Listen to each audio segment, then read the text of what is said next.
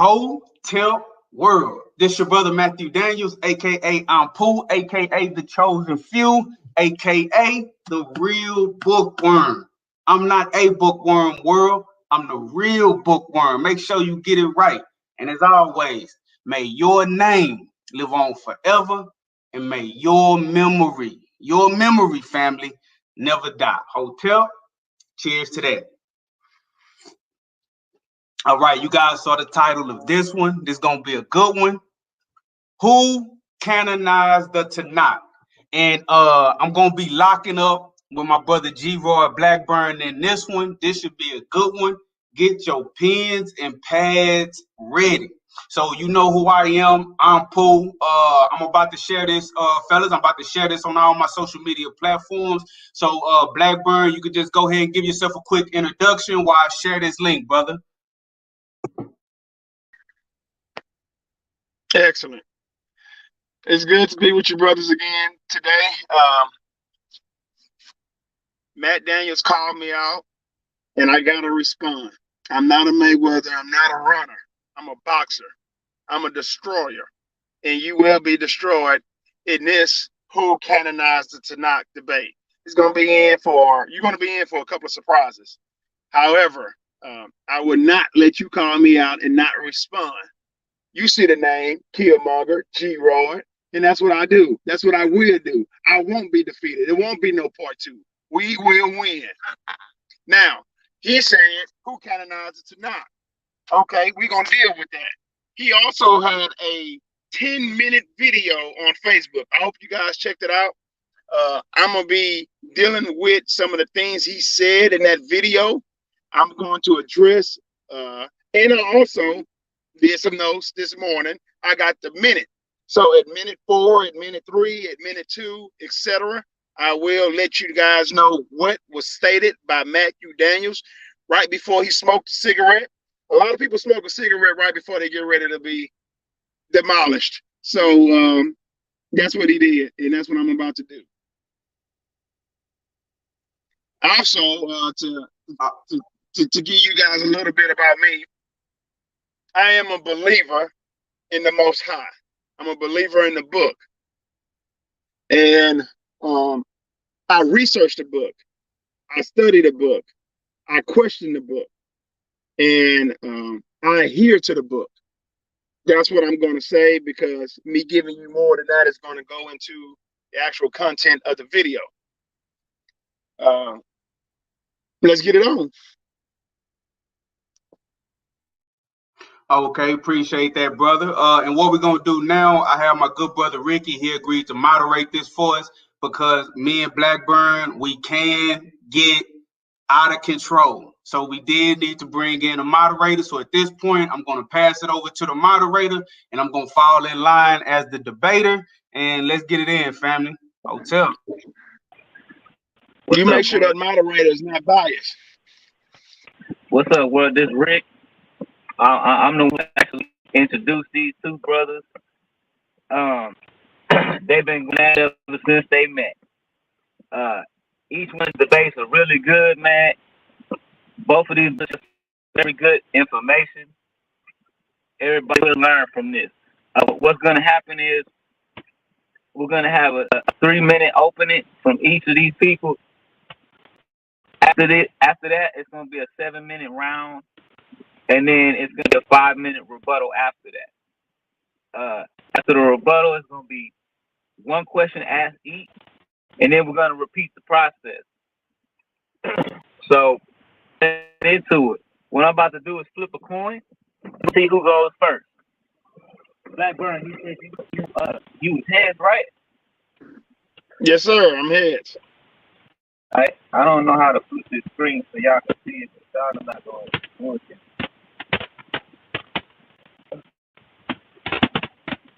We trust you.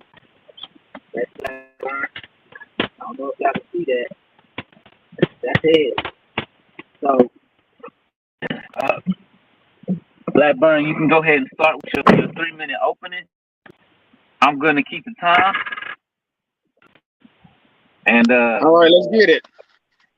In Facebook, Matt introduced a video.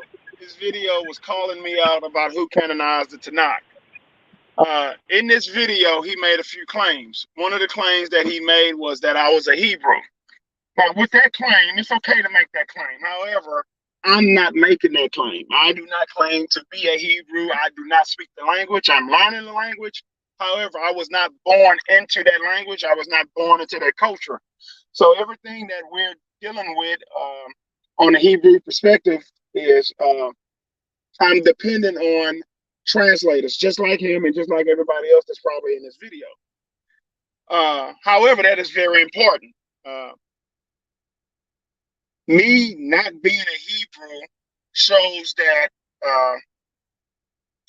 of course, like I said, I don't speak the language and I don't claim to be a Jew. However, I do follow the God of the Bible, the Most High. And according to the Bible, God chose a certain group of people, as mentioned in the Torah, as mentioned in the first 5 books. In the first 5 books, the first 5 books introduce a group of people called the Israelites, which their forefather was Abraham, the Hebrew. Now, with that being said, we get into prophets and histories and writings and what we call today the Tanakh. He wants me to address who canonized the Tanakh, and I'm going to address that. But in this video, you said that I read off other books that's not in the Tanakh. At minute 1:30, you made that claim. At minute 2:30, you asked who canonized the Hebrew text. At minute 3, you said that I came to be a Hebrew. At minute 4, you said that the Tanakh, that the prophets in the writings was just as authoritative as the Torah. I'm sorry, one more time, Rick. You have 1 minute left. Okay, let me hurry up. At minute 4:15, you said that Jesus, the Jews hold the law in the Torah as set apart. You said you agree with that, and you're not going to debunk that. That is minute 4:15. We understand that those texts are set apart. Quote, that's what Matt said. We understand that those texts are set apart. At minute 6, you going totally against, you saying canonizing the text goes totally against God and his concepts and the beliefs. Man, you got 30 seconds, Burn. And at minute 6:45, it marks 6 minutes and 45 seconds. I'm sorry, at 7 minutes and 50 seconds, you said Jesus read from the scrolls of Isaiah. Those points and those statements that he made in that video, I will be addressing. Thank you. That's all I got. I know Brother Court wanted to introduce himself, man. I didn't even think about that real quick, bro. If you wanted to say something, if not, it's cool. I just wanted to give you the opportunity to. All right, yeah, I appreciate that, man. I'm just gonna say hi, man. You know, it's go mode over here. The kids are up, but I'm here to listen. And if anybody don't know, you know, I'm Torah observant. However you want to look at that, man. No, I don't consider myself a Jew because I have no way of proving my heritage, like most of us here, Black Americans I'm talking about. And most people, period. There's only so far you can go back as far as trying to prove who you are. Eventually, we all get mixed up somehow. So I'm just here for the lesson. I'm here to listen. Okay. Well, my bad. I'm gonna mute myself, man, and let y'all go. Okay.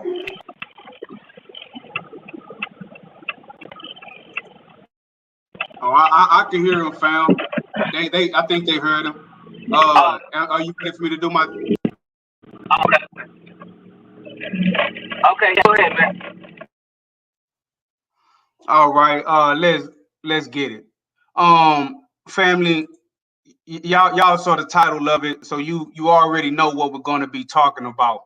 Now, what I want to say is, what I want y'all to think about this entire debate is the phrase "no books, no canon." No books, no canon. There is a running story about the Bible that it was originally written. The first 5 books were originally written by a guy named Moses. They tell you that after Moses, there was a guy named Joshua who went into the land of Canaan and conquered the land. And they tell us that there were books written about Joshua. After Joshua, they say that there was a time period of the judges for the land of Israel. And they give us a book pertaining to the lives and adventures of these judges. Then they go into the kings, Saul, David, Solomon, and the rest of them. What you have to understand and remember this entire debate is that the story that you have been told about the composition of these books is a lie.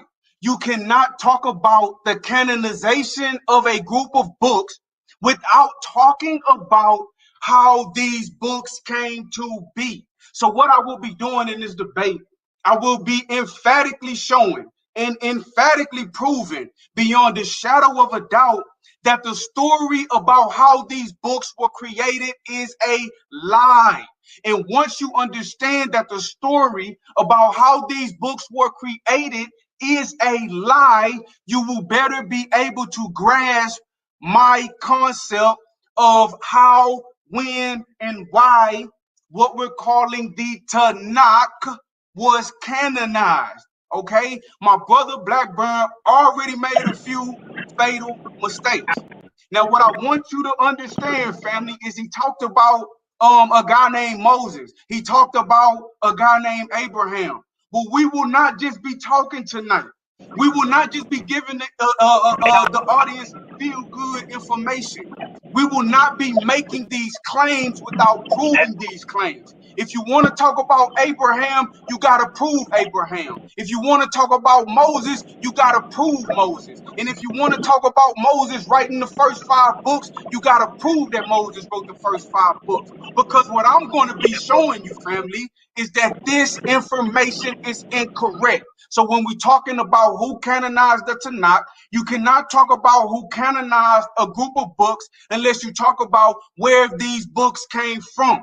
And I am not going to acquiesce to a faulty premise, and I'm not going to acquiesce to a lie. The story that we have about these books is incorrect, and I will expose that, and then I will go into the real story about who wrote these books, why, and when they were created. Thank you guys for tuning in. It's about to get real hot. Buckle up your seatbelts, family. I'm buckled. Hey, Blackburn, it's on you, brother. You got the mic. All right, here we go. Now, the claim was made that these books was canonized. And the claim was made by Matt that he's going to destroy the authorship of, I got to prove Moses, I have to prove Abraham, I have to prove these different individuals. However, like I said, I'm dealing with Matt's video. He himself stated in his video at minute 4, you said that the Jews hold the law, the Torah, and set apart. You said you agree and you're not going to debunk that. That's what you said in your video when you called me out. You also said we understand that those are set apart. Now you get on this video and you're telling me I need to prove the Torah when you said in your video on Facebook that is still up right now, just in case you want to go and run and delete it, it's still up right now, that you're not going to debunk what the Jews call set apart. The first 5 books are what the Jews call set apart, the law of Moses. Now, if you want to debunk the law of Moses, if you want to debunk the Torah, if you want to debunk this notion that these books are set apart, then we can make another video in dealing with that. The title of the video is the canonization, which means the gathering of the books. not the not to see if the books are authentic or not, especially when we're dealing with the Torah. You said that you want to deal with the gathering of the books, who gathered these books together. However, you, in your video, you said that the Torah was not something that you was going to touch. The Torah was already understood to be canonized, and the Jews saw those scriptures as set apart. Now, with you saying that, that's how I built this response to your claims. Now, with the Jews saying that these books have already been set apart, these books are the standard into what they use to judge other books that's going to come into their library. Now, the Tanakh is a very new term. It is a term that's not found in no scripture. It's a term that's not even found in the New Testament. However, during the time of the Greeks, the Jews, a lot of Jews, was what we call Hellenized.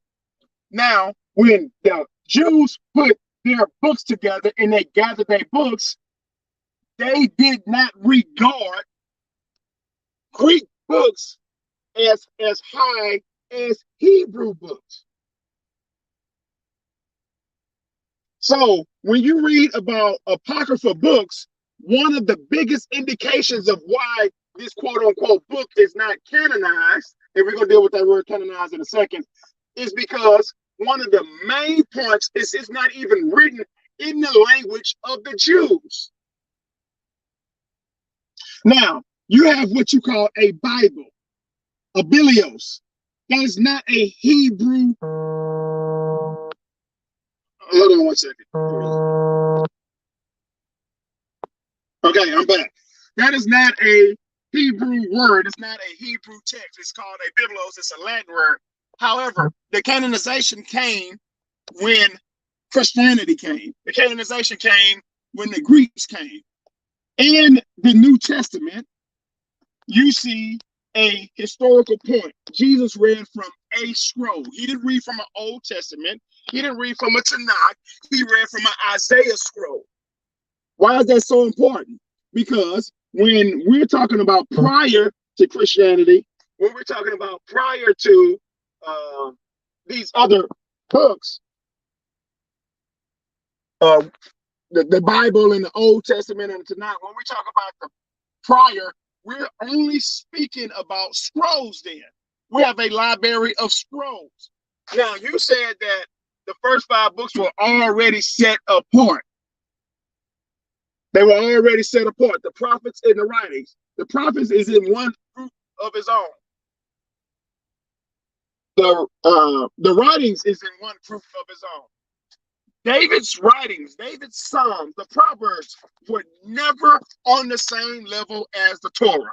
The prophets was never on the same level as the Torah. So the claim of these books that was canonized being put on the same level as the Torah, you have to defend that claim. Because according to the Hebrews, he was never on the same level. That's why you had scrolls and you had the Torah. That's why you had the Psalms and you had the Torah. That's why you had the prophets and you had the Torah. When you get to when you get past the 1st century, after the Jews have went to war with the Romans, after the Jews have went through a Hellenization period, then you start getting canonization. But the Jews, the Hebrews, didn't have a canonization. They had a library of books. And these books was gathered together when they migrated from one place to another. These books was gathered together when they went from one location to another. These books was gathered together when they was under a threat of being destroyed. But they was never canonized. So when you say that the Hebrews put these books together, when you say that the Jews put this book together, because that's what the description of this video is about, not if Moses or Abraham existed. The description is who canonized these books. You have to go past the 1st century. You have to go past the Hellenization period. You have to go past the Roman period. Hey, Blackburn. Yes, sir. Time's almost up. Wrap it up real quick, bro. Okay, so in conclusion, I want Matt to figure out who said that these books are on the same level as the Torah. When I say who said that, I'm talking about the Jews in the rabbinical teachings. Who is putting these books on the same level as the Torah? Who made them the Old Testament? And your answer will not be a Hebraic Jew.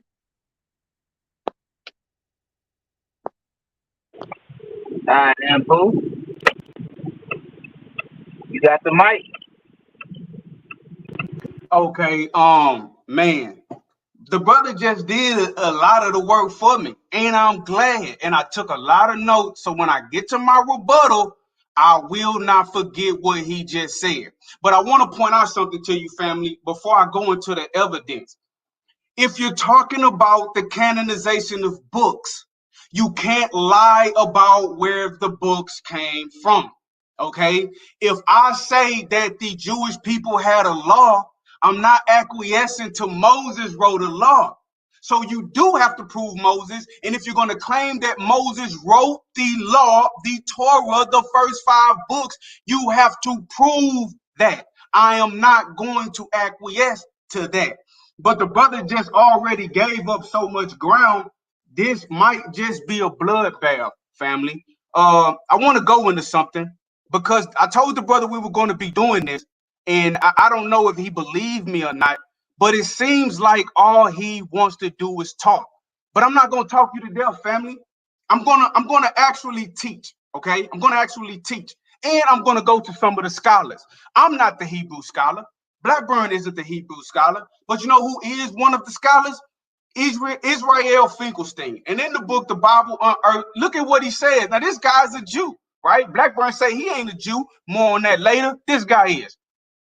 He says that the biblical picture of Judah's history is therefore unambiguous in its belief that the kingdom had once been exceptionally holy, but had sometimes abandoned the faith. Only the accession of Hezekiah was able to restore Judah's holiness. What he is basically saying is, when you read the Bible is going to tell you a specific history of the Israelite people. But that history of the Israelite people that you get in the Bible that we have today, that you get in the Tanakh, is not real according to the archaeological and historical record. He goes on to say, yet archaeology suggests quite a different situation than the one that my brother is trying to convince you about with his rhetoric. One in which I'm gonna start over. He says, yet archaeology suggests quite a different situation. One in which the golden age of tribal and Davidic fidelity to Yahweh was a late religious ideal, not a historical reality. So all of this about the time of the judges and about the great King David and the great King Solomon and how big their empire was, that is a late religious invention, and it is not a historical reality. Instead of a restoration, the evidence suggests that the centralized monarchy and national religion focused in Jerusalem took centuries to develop and was new in Hezekiah's day. Remember the name Hezekiah, family. The idolatry of the people of Judah was not a departure from their earlier monotheism. It was instead the way the people of Judah had worshiped for hundreds of years. The Bible would have you believe that Moses came as some great lawgiver in around 1450 BCE, and he gave the Jewish people a law, and they were monotheistic. And at times they fell off and they backslid and they fell into idolatry. That's not real. They were idolaters from their perspective from the beginning, and it was later that they adopted this concept of monotheism and this worship of the one God, Yahweh. That is not how they started out. Now, check this out, family. I'm going to go into a few things to help me prove my point. Now, the brother said, and everybody likes to try to tell you that Moses wrote the first 5 books and Moses wrote the law. But there's problems with that. Israel Finkelstein already told you. Look what Deuteronomy says, family. And it came to pass when Moses had made an end of writing the words of the law in a book until they were finished, that Moses commanded the Levites, which bear the ark of the covenant of the Lord, saying, take this book of the law and put it in the side of the ark of the covenant of the Lord your God, that it may be there for a witness against thee. When you're talking to a Jew, they try to use Torah and they try to use the 5 books of Moses and they try to use the law of Moses as if it's interchangeable. You know that this Deuteronomy that you are reading is not the law of Moses, because in Deuteronomy it tells you that Moses supposedly took the law book that he supposedly wrote and put it in the ark. Listen to me, family. I'm an author. I wrote a book called Suicide Note. After I finished writing the book Suicide Note, I can physically take Suicide Note and I can give it to someone and I can say, put this in a safe. Now, if you open up Suicide Note and Suicide Note tells you what I did with it after it was completed, then you know that someone took Suicide Note and added something in. What you're going to see is that these books were not written by one man in around 1450 BCE. They were written much later, and they were redacted and changed and added to over a period of time. Now, one of the ways that you can understand this, if you don't want to believe Israel Finkelstein, is just look what the Torah says. The Torah is the first 5 books. In Genesis, it says, and Haran died before his father Terah in the land of his nativity, in Ur of the Chaldees. And it goes on in Genesis 11:31, it makes the same claim.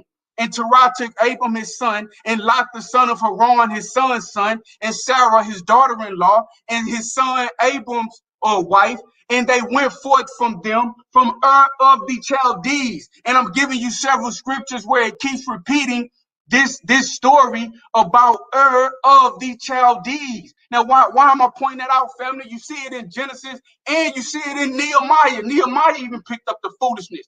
But why is that a clue that Moses, if he did live in 1450 BCE or around that time, how is this a clue that Moses could not have written that? I'm going to show you the evidence and the facts, family. I'm not here to talk you to death.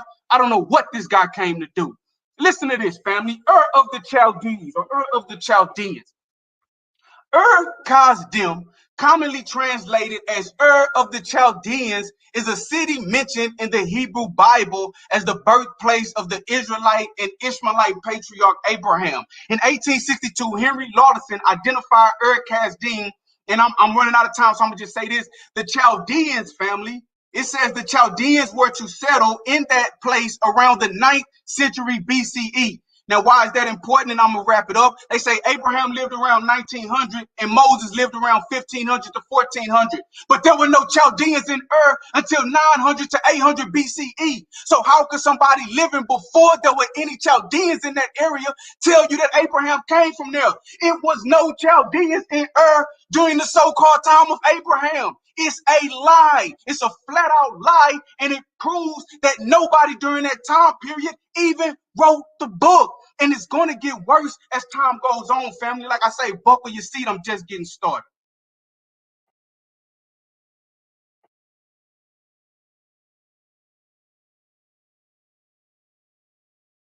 Okay, maybe I still got a little time left. I thought my time was up.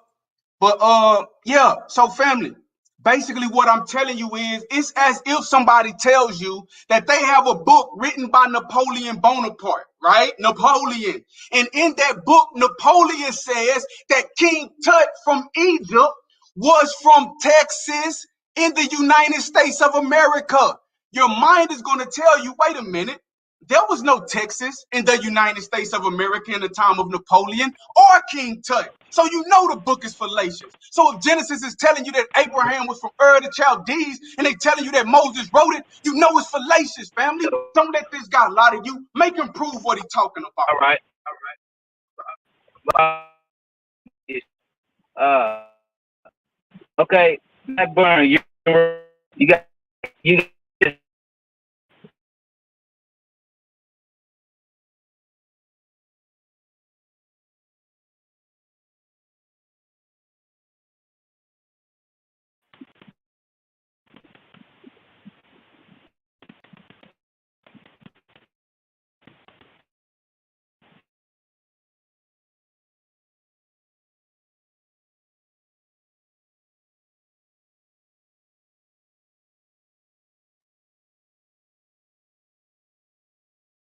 You kind of froze up, Ricky. Are you trying to talk?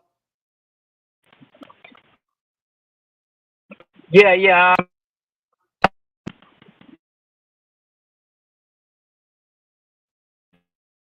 Are you trying to talk? Okay, here we go. All right. Yes, something was going on with the screen. Can you hear me now? Yes, we can hear you. Okay, the last thing I heard was all right, Blackburn. All right, so I don't know what was said after that. Okay. I was listening to Matt. He gave a good presentation. Huh? I'm sorry? Okay, Matt gave a good presentation on why he don't believe in Genesis or he doesn't believe the Genesis account. However, again, family, go back and look at the title of the video. The title of the video is Who Canonized the Tanakh?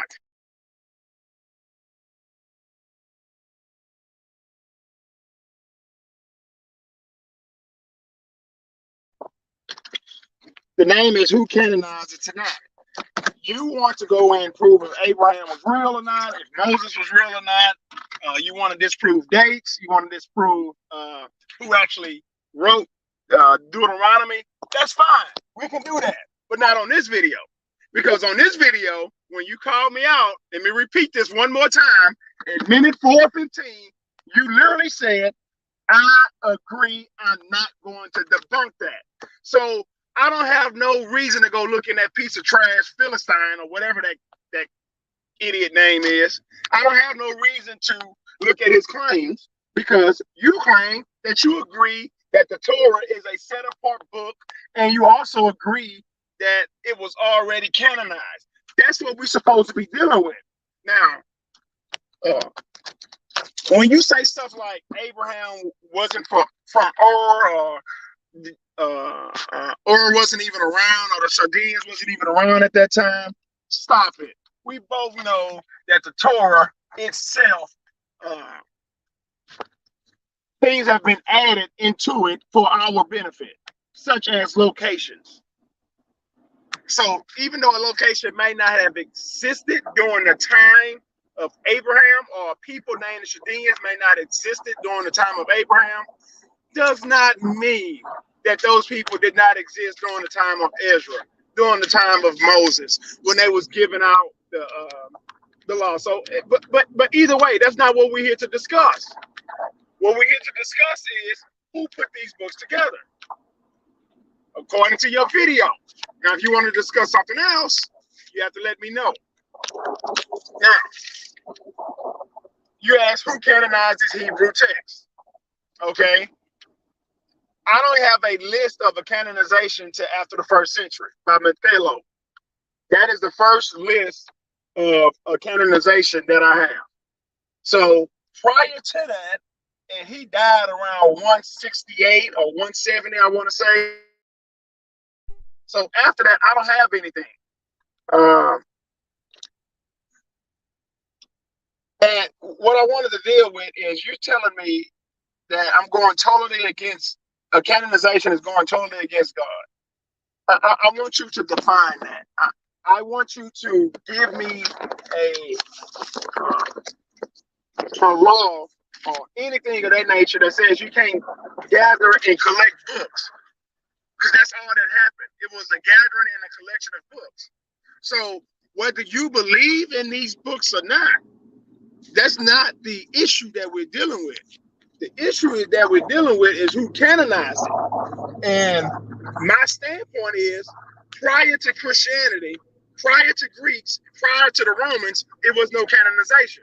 Now, if you want to come back and talk about was Abraham real or not, then yeah, we could have another video dealing with that. But again, you could not bring a claim, you cannot make a claim saying you want to talk about this, you want to talk about that. And then after we deal with that, you come to the video with something else that has absolutely nothing to do with what we're supposed to be dealing with. Now, all right. There are many different things that state that Abraham may or may not have existed, and that's perfectly fine. Moses may not The story behind Moses may or may not be 100% accurate, and that's fine. However, what is accurate is the Israelites. What is accurate is the law of Moses, their law. What is accurate is certain archaeological evidence that proves that the Israelite was a community that was moving from land to land. So these things about was Abraham and who wrote the last part of Deuteronomy, we can deal with those. We can deal with those things, but those are not relevant to a canonization topic. And what you say? Anpu, it you want Yeah, you say time for my 5 minutes. Yes, sir. Go ahead, man. All right, let's go. So real quick, it's gonna be easy to rebut. Then I'm gonna get back into some more information. The man just said the story of Moses may not be accurate. It's a done deal. That means that the information that I was presenting in the beginning is factual, and he knows that it's factual. The man just admitted that the story of Moses may not be accurate. That's an admission that it is not accurate, and the problems in the books that I just pointed out exposes the fact that no guy named Moses in 1450 BCE was writing this. These texts came at a later date. And the brother tried to point out that I said in my video that I don't want to really try to debunk the law.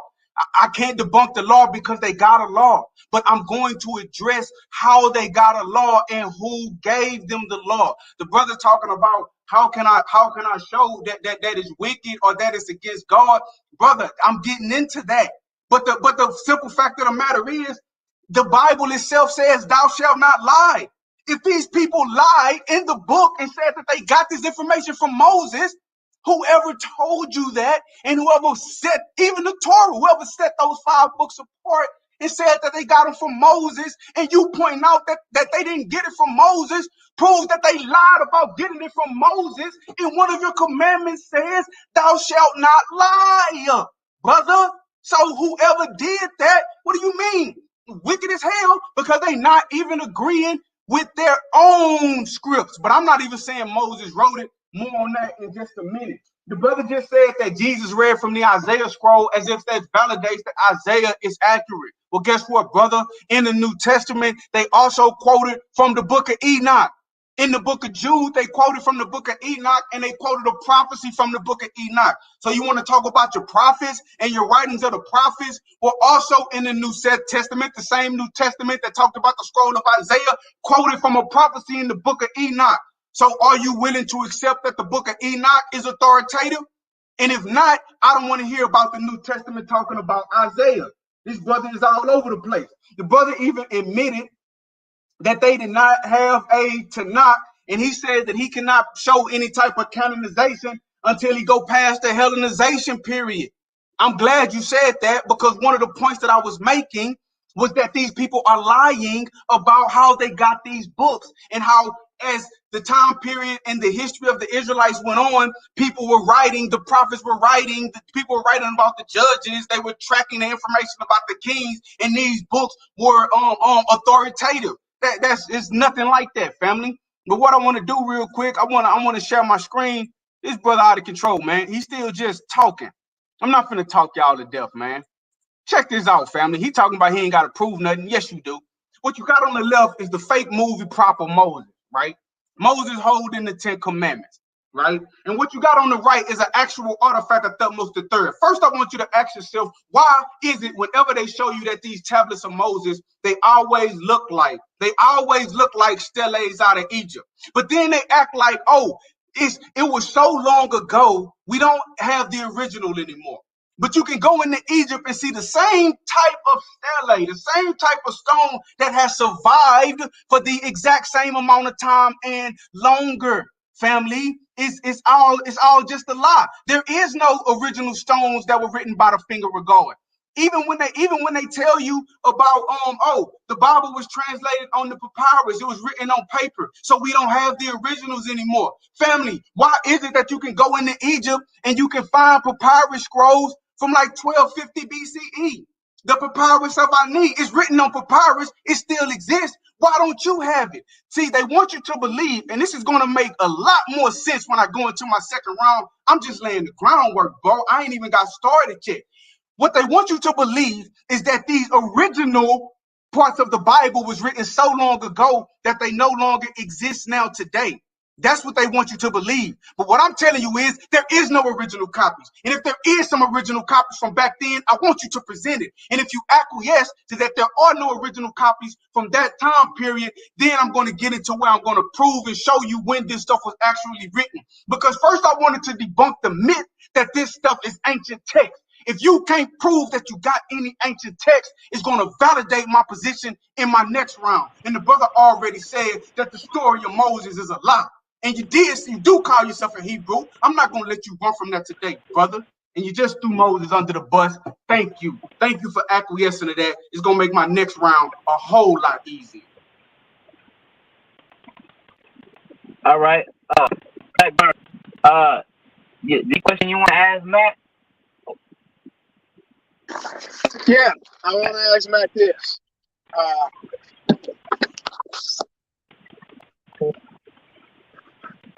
First off, I never said the story of Moses was a lie, so stop putting words in my mouth. I said it may not be 100% accurate, the details. Second off, do you believe that the Israelites was a group of people that existed? That's your question. Yes, that's the question. Yes. That's okay. The question. You got one question. You got one question.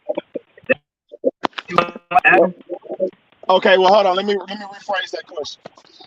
Do you believe that the ancient Israelites existed, and where were they? What are their origins? That's another question, right, moderator? I'll rephrase the question. You rephrase. Okay, what time period you mean by ancient? I'll play fair. I don't care. I answer your question. What you mean by ancient? What you talking about? Around the time of David. Let's go. Let's make that a starting point. Okay. Well, to answer your question, the scholarship and the general consensus basically says that King David, if he were real, would have lived around the 10th century. They're basically saying around 1000 BCE. So do I think, and it's a two-part question, so it's really becoming three questions, but I don't mind. Do I believe that the Israelites were a real group of people in the 10th century BCE? Yes. Yes, I do. No doubt in my mind. But whoa, wait a minute. No doubt in my mind. Now, where do I believe that those Israelites came from? I believe that the Israelites, and that we're talking about in the 10th century BCE, I believe they were they were just a group of people who would have been known as Canaanites. When people talk about Canaanites, they're not talking about one nation of people. There are several different groups of ancient peoples who we can blanketly label as Canaanites. So I would say that the Israelites are Canaanites, and I do believe that in the 10th century BCE, Israelites were real. Okay. Hey, Cord.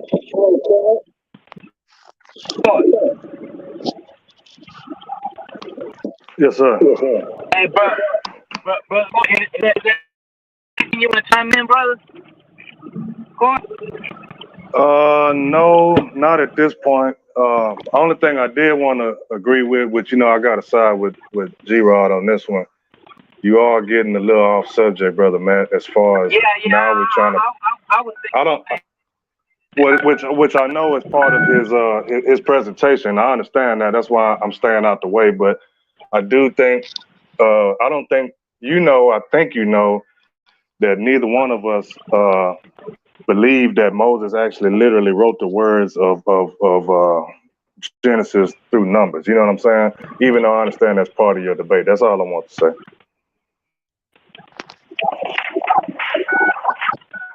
Okay, so let me ask this question. Man, Hold on. You just had your. We need to let Anpu go, bro. 'Cause you already had your time. With that, let court chime in. Now it's Anpu. Do you have any questions for Blackburn? Yes, and since he asked three questions and Coy asked the question, made a statement, I want to make a statement to preface my question as well. It only sounds like it's off topic, but if we're lying about where the books came from, then any conversation about the canon will not make any sense. So I first had to get him, and I'm glad Coy chimed in and agreed that they're not even saying that these words that are in this so-called Torah are written by Moses. I'm glad they acquiesced to that and admitted that's a lie, because that, like I say, that's a lot of the work done. So what my question is, bro, this my question. Do you have, because you keep saying law of Moses, we keep saying that, right? We keep saying that. Do you have any evidence to support that claim that this is the law of Moses, physical, tangible evidence that Moses wrote anything, or are you just saying that and you want us to believe my evidence is based upon your answer. My evidence is based upon the Israelites during the time of David had what they believed to have been the law of Moses, which wouldn't have been many, many years away from the actual person that we claim to have named Moses. So when you say that King David, you also agree that Israelites and Egyptians had some type of encounter, because the Egyptians wrote about them, and not only did they write about them, they also erased, circle that word, family, erased some of the information about the Israelites.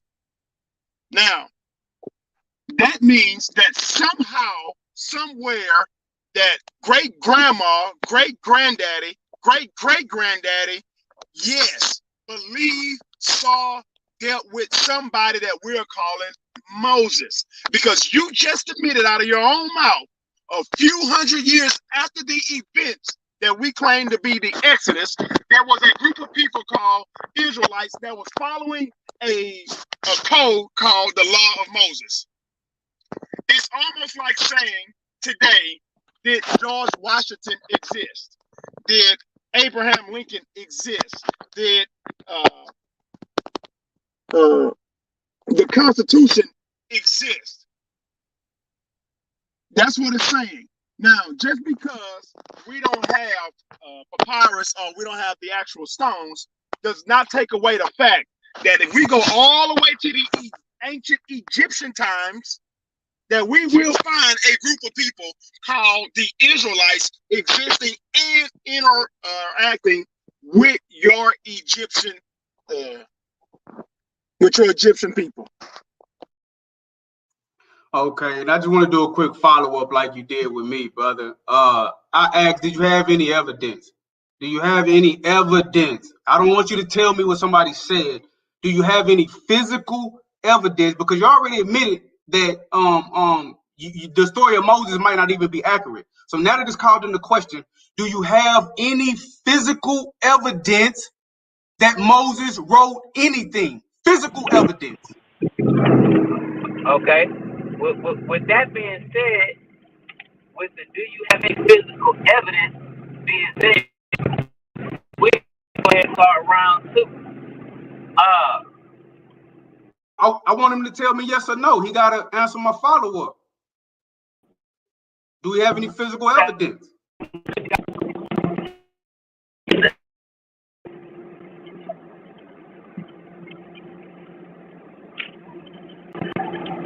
The evidence is backed by the claims of the people that said it's not. That's the only physical evidence.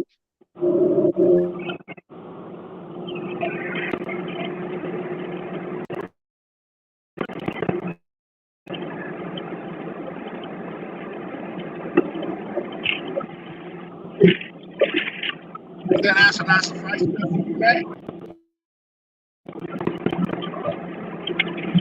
So you good, brother? You got no evidence? We can proceed. Okay. Okay. My question to Matt. My question to Matt. Go ahead, Do Rick. you have any evidence? Like No, he asked you, do you have? my evidence only goes back to the writings of the Tanakh. It doesn't go no. I don't have anything sitting in the museum with Moses' name on it. Well, then, we're gonna proceed to round two, man. We're gonna repeat the process. The discussion is about who can the Tanakh. I want to answer. I want to help y'all's point of view, and I want to come up with an answer. We need to know the answer. Who canonized the Tanakh?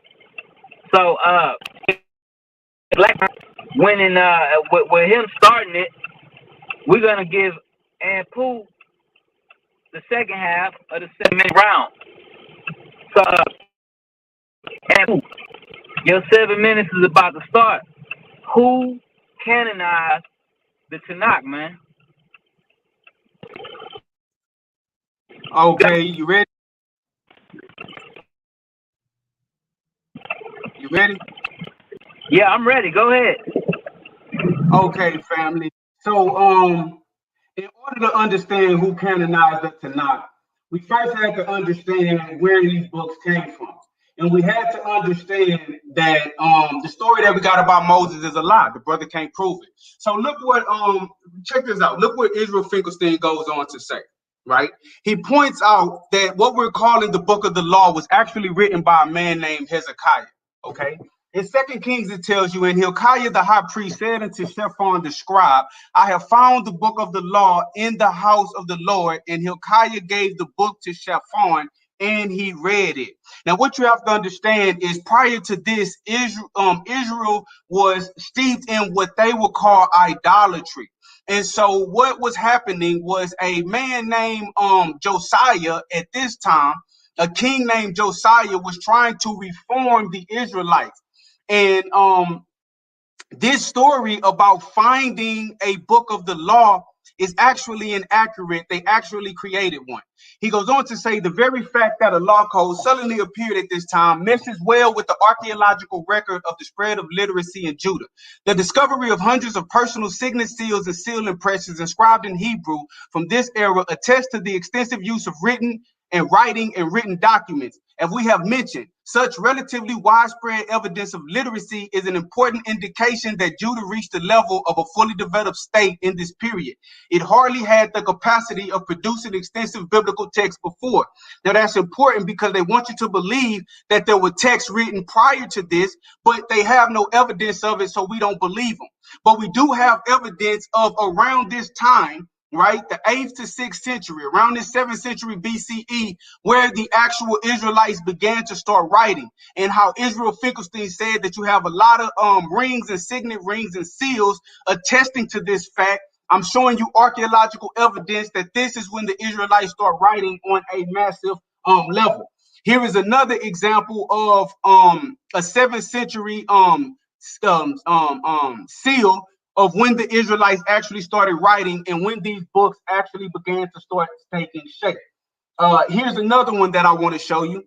Actual archaeological evidence of when the Israelites actually started doing a lot of their writing. This is from the 6th century BCE. Now, again, it's a reason why you cannot find a lot of writings prior to this. It is simply because they just don't exist, family. That's just a simple way to put it. Now, check this out, family. This is King Hezekiah's seal that was created around the same time. When you look at it, you notice that he has the Heru Bayadet on it with the unks. Now, the fallacious story in the Bible tells you that Hezekiah was a good king. He was a righteous king. But he has an Egyptian god on his seal. That winged sun disk is a god. Why wouldn't he put the God Yahweh on here if he had these texts already telling him about the laws of Moses? He didn't have any laws of Moses, and he cannot show any laws of Moses prior to this time. And if you think that they didn't have any images of Yahweh at this time, here's a real image of Yahweh from around that same time period that I'm telling you, 800 to 700 BCE.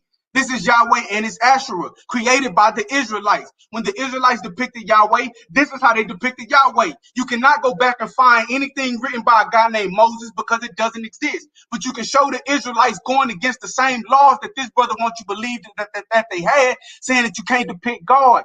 This is what Yahweh actually looked like, family. And you also have something that's called the silver scroll, right? Well, they say that this is a part of the Torah because it contains some portions of numbers, but that's a lie. This is a magic amulet that was found in a tomb. And what you have in the book of Numbers, you have magic spells included in the book of Numbers. Show me a book of Numbers before you have the silver scroll, and maybe you'll have a point. But what you have is a magic amulet with spells written on it, and you have those spells showing up later in what they're calling the book of Numbers. So let's get into this, family. If you have no books, you have no canon. So what we're understanding is around the 7th century BCE is when these texts was beginning to be wrote, even what they're calling the law of Moses. Show me something before that and I'll acquiesce. Now, the other books, yes, they were being written during this post-exilic time of the Israelites. But when we're talking about the actual canon, family, guess who made the canon? The first canon was Greek.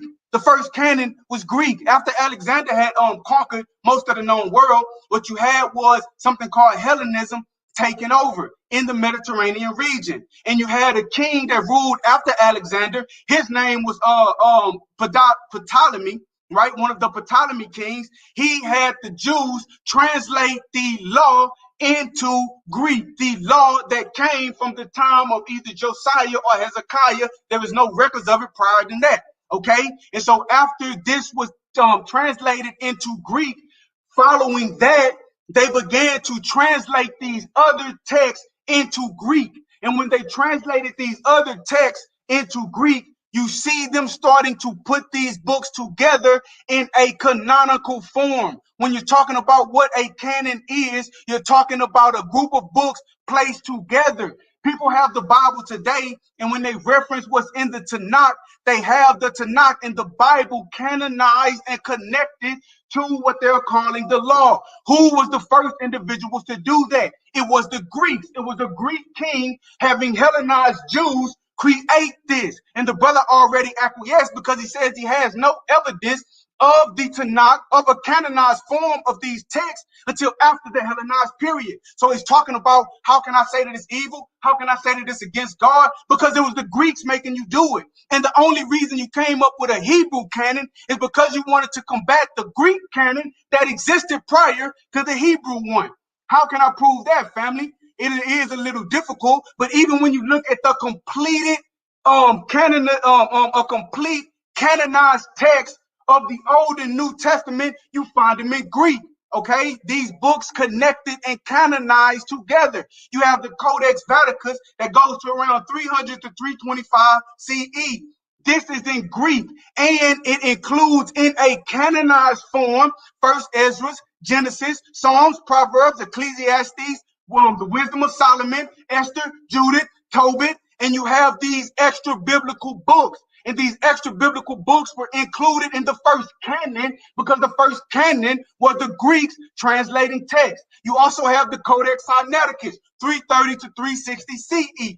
Now ask the brother, how old is the oldest version of a Hebrew canonized text? He already admitted that he cannot go back before the Septuagint. So who canonized these texts? These texts that were not written in the time of Moses, who canonized them? It was the Greeks. The Greeks were having these books translated, and they were putting these books together. And then the Hebrews came after the Greeks, and tried to change what books the Greeks already had in. So who canonized the Tanakh? It was the Greeks. It was a Greek king making some Jewish, Hellenized Jewish people canonize their text. And this brother, he goes against the Hellenized Jews all the time in all of our conversations. So if he doesn't like the Hellenized Jews, then it was Hellenized Jews who gave you your first canon. And you can't produce a canon before that, because what is a canon? It is a collection of books placed together. I said in my video, who put these books on the same level as the law of quote unquote Moses, but really the law of Hezekiah or Josiah? Who put them together? It was a Greek king with Hellenized Jews. That's who did it, and that's when they did it. I wasn't off topic. I was just trying to show you that the story that we have of Moses, the judges, the first kings, it's all a lie. The Israelites were what they would consider idolaters, and they created the law to reform them. That's why you cannot show a law or any written document of the Torah prior to the time period that I just showed you. This is evidence. He's just talking. If you want to say that there was a law before then, tell him to show it to you, family. If he's saying that Israelites was doing all this writing, tell him to show it to you, family. I'm showing you when the Israelites was doing the writing. I'm showing you that there's no way that Moses could have wrote this stuff in 1450. He agreed that Moses couldn't write it. So whoever told you that Moses wrote it, they lied to you. One of the commandments is thou shalt not lie. So whoever wrote that this is the book of Moses, and they had other stuff involved in there, these people were lying. But who added it in there? I just showed you it was around the 7th century BCE when the stuff was even written. Nobody was adding to the law of Moses. That's when it was written. And if you say somebody was adding to the law of Moses, show me the law of Moses prior to them. Because if you can't show me the law of Moses prior to them, nobody was adding to the law of Moses, brother. They were the ones writing it. That's why they talk about Ur the Chaldees. It was no Ur the Chaldees during the time of Abraham or the time of Moses. You say, Tom? Is Brother Blackburn still with us? I'm still here.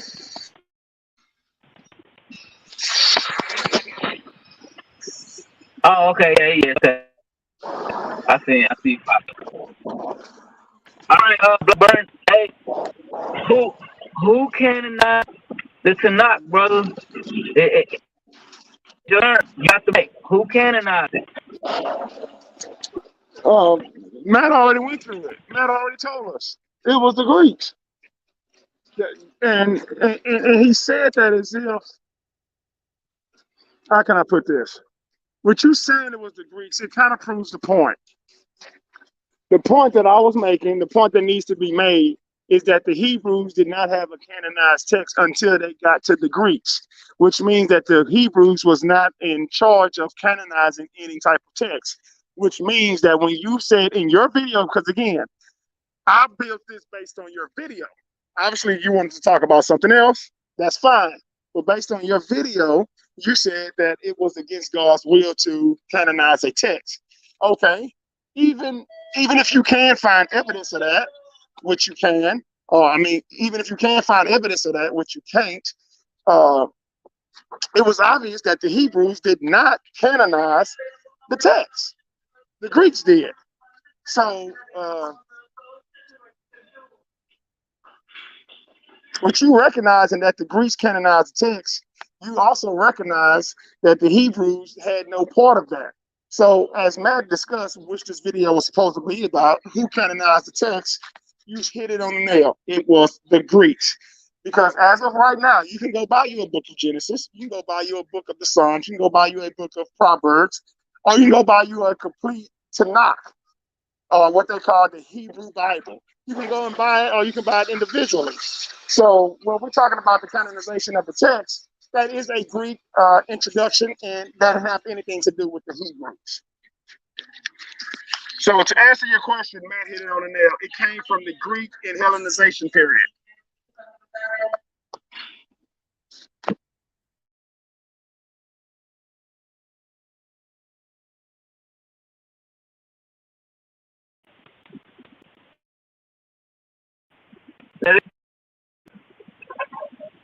Like the assembly. So, well, you got any questions you want to ask Blackburn? Wait, now I'm supposed to get my last 5 minutes, right? Hold on. I was going in and out. Did you guys hear the response? Well, actually, I'm sorry. It's actually a rebuttal.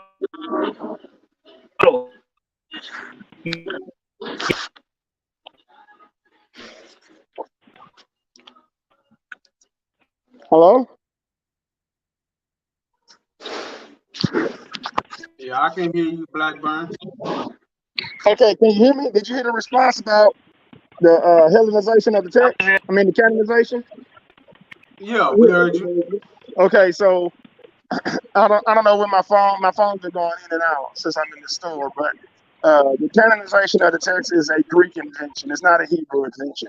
Like you said, Jesus read, which would have been considered a Jew, he read from a scroll, not an Old Testament. He read from a scroll, not a Tanakh.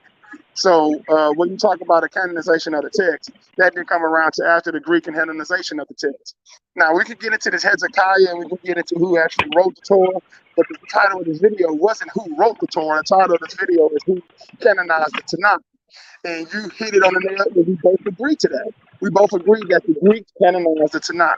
So that's why I said it was going to be a big surprise, because there's no doubt about it. The evidence points to a canonization of the Tanakh. Now, with your beloved scholar Dickinson, which is AKA piece of trash, we can most definitely get on his butt because I don't like him. I don't like him at all.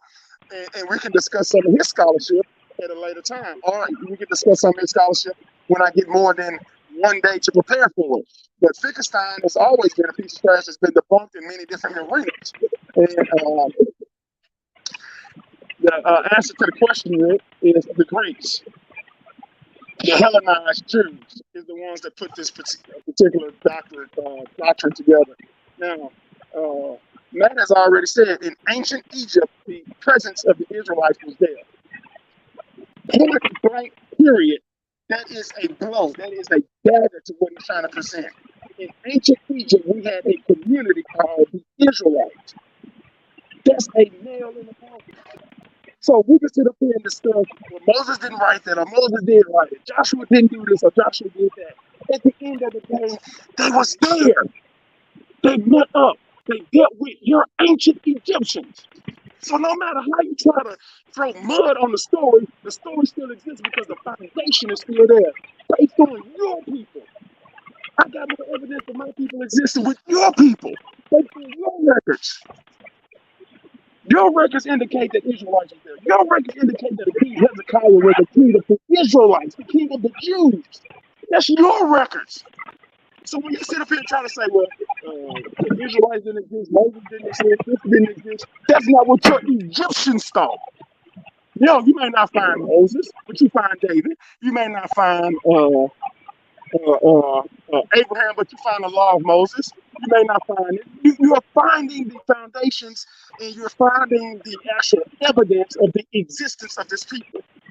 Now, when you want to get into the details, we can debate the details. But however, you cannot even debate. You can't even come close to debating that these people was around in a force, in a community, when your ancient Kemetic people were there. Point blank, period.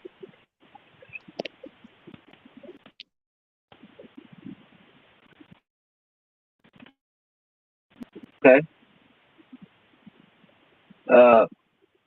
Well, it seems like I said, Hold on. I still got a little more time. We still gonna push this dagger in a little bit more. Now, when you sit there, and I'm gonna do it loud in Home Depot too. I don't care. Now, when you sit back and you say that the Israelites in this whole story is fake and false, where did your people get their people from? Where did they get the concept of Israelites from? Where did the Kemetic people get it from? So when Finkelstein sit up there and say, well, they didn't exist, Moses didn't exist, okay, the Romans got Romanus, the Greeks got Zeus. They have all these different angles to where they came into existence, but yet they existed. The Greeks existed, the Romans existed, the Israelites existed, and they existed ancient enough to where your Egyptians noted and documented them.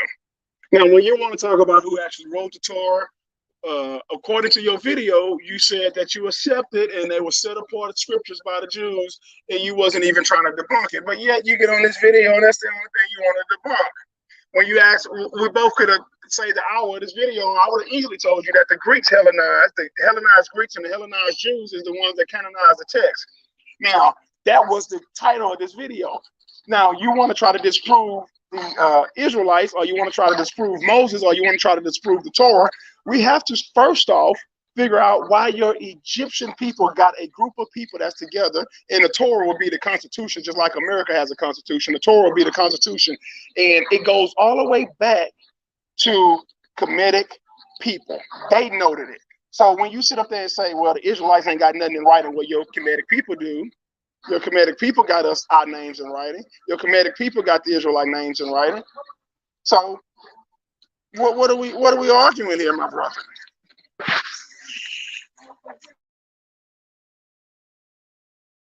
The floor is yours, Matt.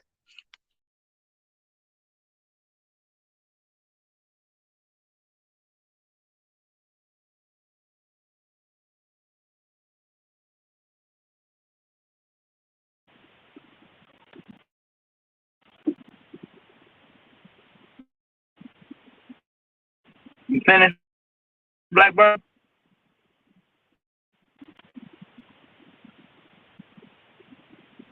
No, it's all yours, man. I'm listening.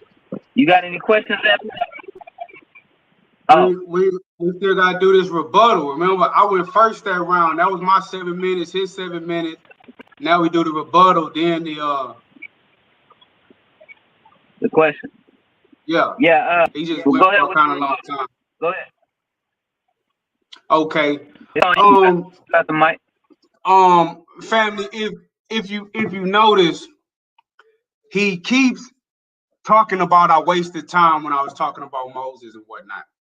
But like I told you guys in the beginning, you will not understand the canonization of the text without first understanding where the text came from.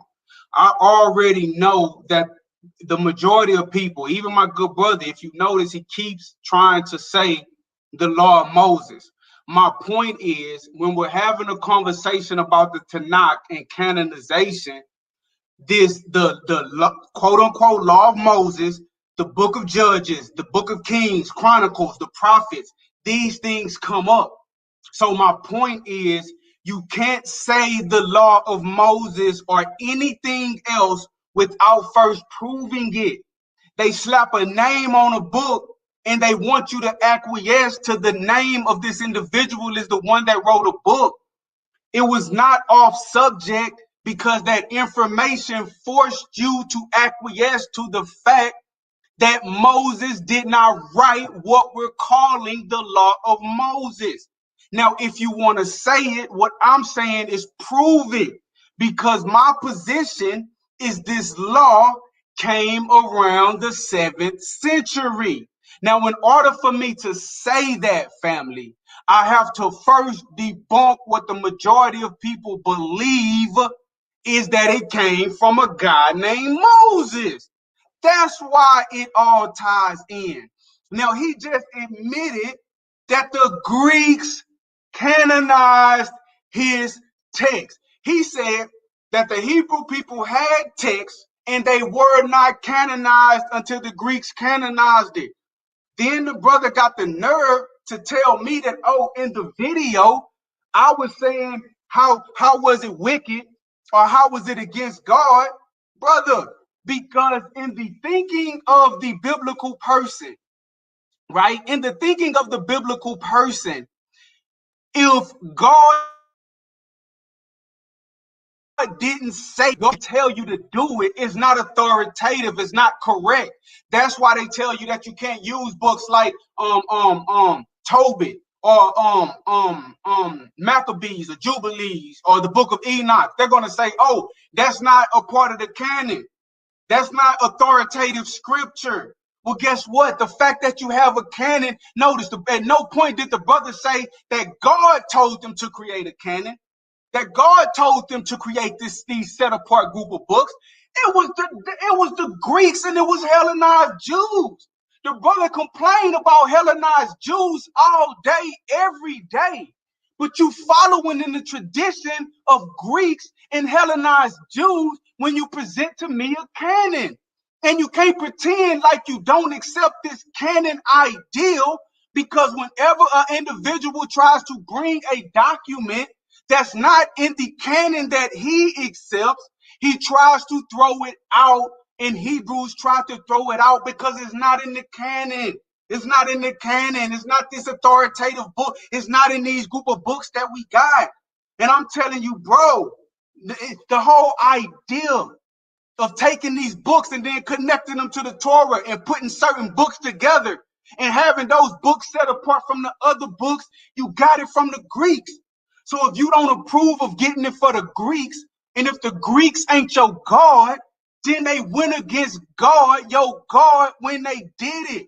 And even the books themselves, they tell a lie. They tell you in the books themselves, they lie.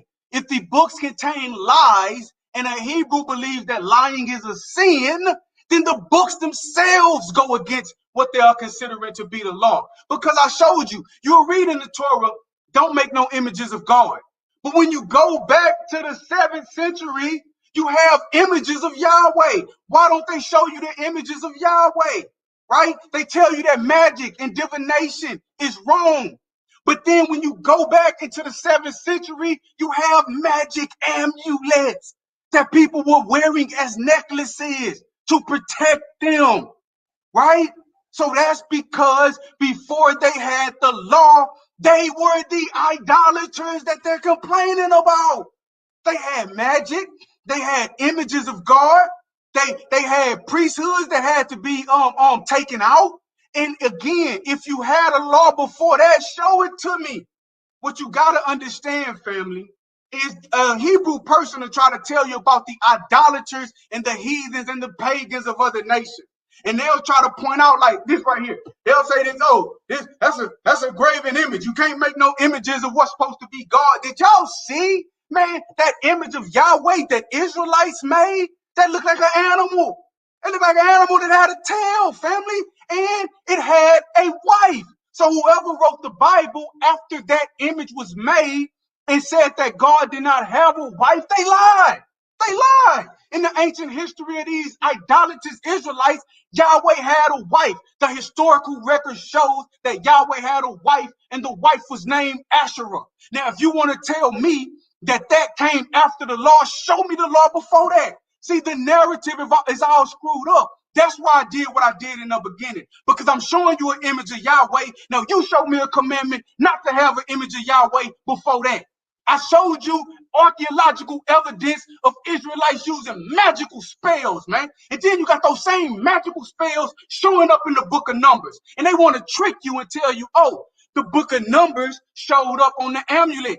Hell no. Show me the book of Numbers before that amulet. If not, the magical spell was first, and you got magic spells inside of the book of Numbers. So I don't want to hear about, oh, the book of the dead, the Per Imhe Ru, it's a book of spells. It's magic. Bro, the Israelites were in the magic. You got a Israelite king, Hezekiah, who supposedly is a good king, who did everything right in the sight of the Lord, right?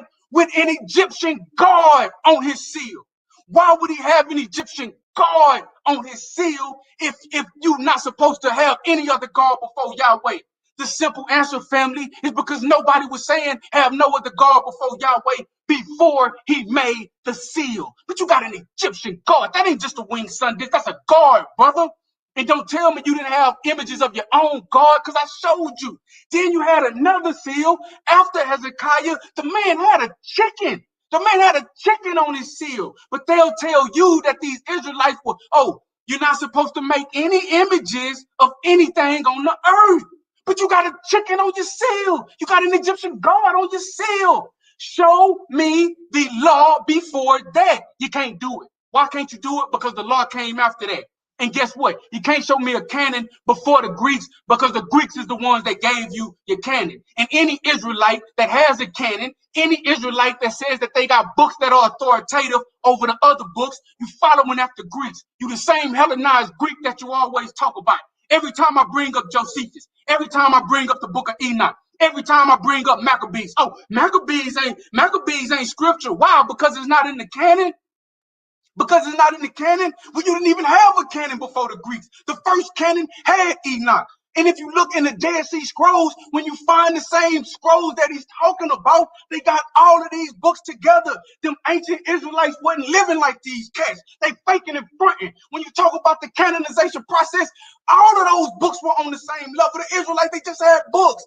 They just had books like everybody else. But when you try to have a conversation, that's why I did what I did. When you try to have a conversation, you can't talk about Maccabees, you can't talk about Jubilees, you can't talk about the book of Enoch. Man, you chasing behind a Ptolemaic king, bro. That's what you're doing. Anytime you tell me the Tanakh, anytime you say Tanakh, you copying after a Greek king. So I don't want to hear nothing about, these are Hellenized Jews. You the Hellenized Jew. If you're talking about a canon, you the Hellenized Jew if you're putting some books in and you leaving other books out. They mad at me because I'm telling them to embrace their whole culture. If you want to be a Jew, if you want to be a Hebrew, embrace your culture. But the minute you start putting books, these are the real books, these aren't the real books, you acting like a Greek king that conquered you, fam. That's what you're doing. And I can't get that point across what I going through, what I went through. I wasn't off topic.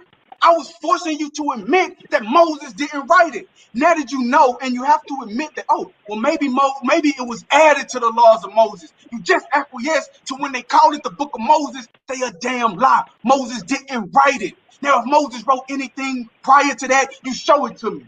And if you can't show it to me, then it was written during the time period when I was saying, we gotta look at the evidence, not just what the story says, because the story is lying. How do you know the story is lying? Again, just to recap, you got magic spells in the book of Numbers. Deal with it.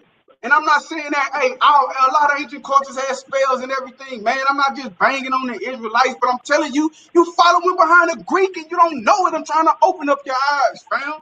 And I'll end it on that. Yeah, the Greeks canonized it. And don't ask me if it was evil or wicked, because God didn't tell him to do it. A Greek king told him to do it. And Jews, after the Greeks did it, followed after a Greek king and Hellenized Jews. And when you talk about the New Testament, Jesus reading from an Isaiah scroll, brother, the New Testament quotes the Septuagint.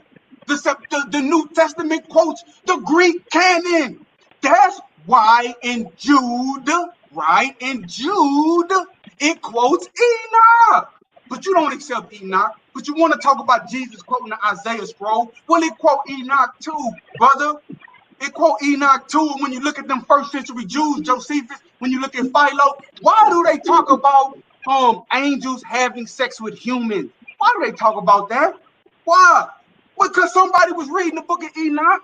They were reading these other texts, bro. So who canonized it? It was Greeks. You following after a Greek whenever you tell me something about it Tanakh. When you tell me about a canon, you running behind Greeks. And I went through all that because the people need information. I wanted to teach the people. And I'm glad you acquiesced. So don't ask me if it was righteous or holy. If it was righteous or holy, show me what God told him to do it. God said everything else. Did God tell him to canonize it? You got Jewish people running around with multiple texts. A Greek king come along, tells you to translate this into Greek, puts them together, and now you running with it like, that's the authoritative scripture, bro. You disrespecting your own culture, and you know you call yourself a Jew. I'm done, Ricky. All right. All right, Blackburn. Go ahead. Go ahead with your rebuttal, Blackburn. Okay, good. I'm glad. And now I'm free. I'm out of the store. It's time to get it in. Now, we have to unfold a whole bunch of stuff that you just said in that last rebuttal, in that last rant. I don't think you understand what you are saying and half of the stuff that you alluded to. For an example, you saying that I'm following after a Greek king. Now, one of the main prerequisites for a quote-unquote Tanakh was a Hebrew writing. Go get the book of Enoch in Hebrew. Don't worry, I'll wait. Go get the second and third Maccabees in Hebrew. Don't worry, I'll wait. That's why it was rejected by the Hebrews. That's why I was rejected by the Jews. You sitting up here saying, why don't I look and adhere to the Greek text when the Jews did? The Jews did not adhere to the Greek text. That's why you got angels having sex in the New Testament. That's why you don't have angels having sex in the Old Testament. Because it's a Greekish idea. The Jews and the Hebrews recognize that. That's why they're not on the same level, because it's not even written in the same language. So when you sit back and say, why are you not following the Greeks? Why are you not following the Septuagint? Because if you actually understood Israelite history, if you actually understood Hebraic history, if you actually understood Jewish history, they don't adhere to Greek texts. That's the reason why you got First Maccabees, a copy of it in Hebrew, the second, third, and fourth, they don't adhere to. Now, I'm not sitting up there saying that you need to toss it. They still got the books available. Like you said, the canonization started with a Greek and not with a Hebrew. They didn't throw the books away at all. We are reading a canonization from a Greek. However, the Greeks got their list. The Greeks got their list from the Hebrews. That's why you don't see a lot of the Greek books in the Hebrew canon. That's why. Because the Hebrews said we don't adhere to that. That's a Hellenization. We recognize it. We smell it. We smell angels having sex. They don't have anything to do with our culture or our history. Then you said that the prophets were on the same level as the Torah. I'll wait. Go find that. I'll wait. I'm waiting on you to find these claims that you're making. I never said that the prophets was on the same level as the Torah. The prophets uphear the Torah. The prophets uplift the Torah. You keep saying that I'm putting these books, the Psalms, on the same level. If you read the Psalms is uplifting the Torah. If you read the prophets is uplifting the Torah. It's not on the same level. That's why that's the only canonization you have is the Torah. Now, let me see, what else did you say? I didn't have a chance to make notes, but you went off and said a bunch of different things. And you said, well, why don't I adhere to these other books? Now, if we're having a biblical discussion, a biblos discussion, then we're dealing with the text in the biblical canon. But if you want to bring Enoch in and you want to introduce 200-foot angels having sex with virgin girls, then I'm going to ask you to go find that in the Torah. Not in the prophets. Not in the Psalms. Go find it in the Torah. You can't find it. During King Hezekiah time, even if we to say that King Hezekiah wrote the Torah, even if we was to say that, there was no Greeks then. There was no Greeks. You're introducing a whole nother ideology to a Hebrew concept, to a Hebrew culture. That's why it's so easy to smell it. I smell the angels having sex. That don't have anything to do with the Hebrews. You know, even if King Hezekiah is the author, that don't have anything to do with the Greeks. We see what the Greeks came in and did. The Greeks went into Egypt. The Greeks went into Kemet. The Christians went into voodoo. We see the difference. We recognize it. That's why when you bring up 200-foot giants, I'm going to say, oh, okay, well, now we're dealing with Greeks. We're not dealing with Hebrews anymore. We're not dealing with Jews anymore. And when you sit up there and say that Jesus read from the Septuagint, do you know? Do you understand when the Septuagint was written? Do you understand when you got the book of Jude, what century we in? Who we're dealing with? We're dealing with a Greek New Testament. That's what we're dealing with. So when you sit up there and say who canonized it, who said God, did God give them permission to canonize it? You don't see the Jews doing it. You see a library of all. You went to the Dead Sea Scrolls. Go in the caves. You see a library of different books, different scrolls. You're not gonna find a Tanakh in the library. You're not gonna find an Old Testament in the library. You find scrolls, different books. If you want Genesis, it's right there. If you want Leviticus, it's right there. If you want Job, it's right there. If you want a Tanakh, I say, well, brother, what is that? What is a Tanakh? What is that? What are you talking about? Oh, well, where's the Old Testament? Whoa, what is that? You got to fast forward 100 years, 200 years. You got to let the Greeks and the Romans get involved because we don't got that here. So So when you sit up there and say that I put the prophets in the same category as the Torah, have you read any of the prophets? Have you read the Psalms? Do the Psalms even claim to be on the same level? Do the prophets even claim to be on the same level? Absolutely not. Like I told you, the Torah is the measuring stick. You yourself said that the Jews already considered that to be set apart. It's the measuring stick. So when you want to talk about the prophets and the Psalms and the writings being on the same level, they're not. The prophets, Psalms, and writings, all it does is uplift the law of Moses. Or if you want to call it the law of Hezekiah. Either way. But if Hezekiah is an Israelite king, that means that he is a part of a group that was already established in ancient Kemet called the Israelites. The Israelites already had a community. And if you have a community, you have a law. So don't come at me with this whole, you following a Greek king if you following the Tanakh. No, if you were to actually listen to what you're saying, the Tanakh is a new acronym. All it's saying is the writings, the Psalms, and the prophets. No Jew, no educated rabbinical Jew recognize something called the Old Testament. That's a Christian thing. That's a Christian thing. You can order it right now. Right now, if you want the book of Ruth, go buy the book of Ruth. If you want the book of Exodus, go buy the book of Exodus. If you want the Torah, go buy the Torah. If you want the prophets, go buy the prophets. If you want the Psalms, go buy the Psalms. But when you buy an Old Testament, you're buying a Greek and a Christian invention.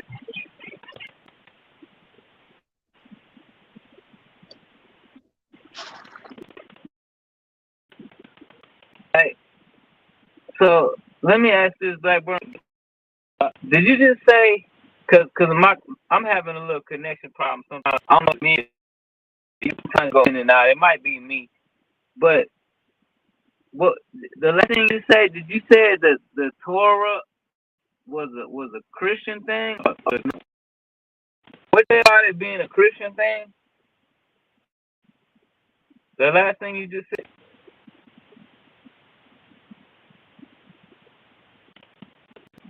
Can you hear me?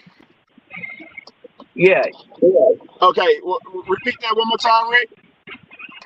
What the last thing you just said? You said the Torah or Tanakh was a Christian word or something? The Tanakh is just an acronym. The Tanakh is just an acronym. The Tanakh is not a Christian. No, the Old Testament is a Christian concept. The canonization of the Old Testament is a Christian concept. The Old Testament the Tanakh is just a means Christian to do. Huh? You said the Old Testament is a Christian concept? Yes, it's the Old Testament. That's a Christian concept. The reason you have an Old Testament is because they attached it to something called the New Testament. If it was never attached to a New Testament, it wouldn't be no such thing as an Old Testament. So what I'm saying is the Jews wasn't walking around with what they called an Old Testament. When Jesus opened up the scrolls in the synagogue, he read from the scroll of Isaiah. He didn't read from an Old Testament. In today's time, when we're trying to discuss the Old Testament or the Hebrew text, quote unquote, we call it the Tanakh, which is an acronym for saying the prophets, the writings, and the Torah. But what they read from was scrolls. Let me see if Brother Coy, is there anything you want to?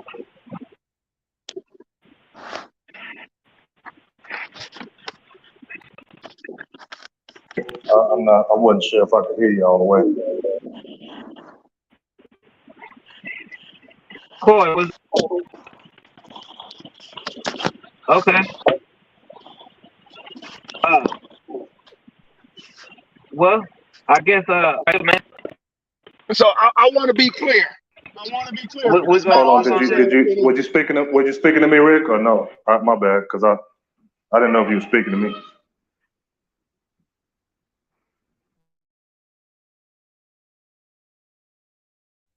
Yeah, he was speaking to you. He was asking if you had anything you wanted to add or say.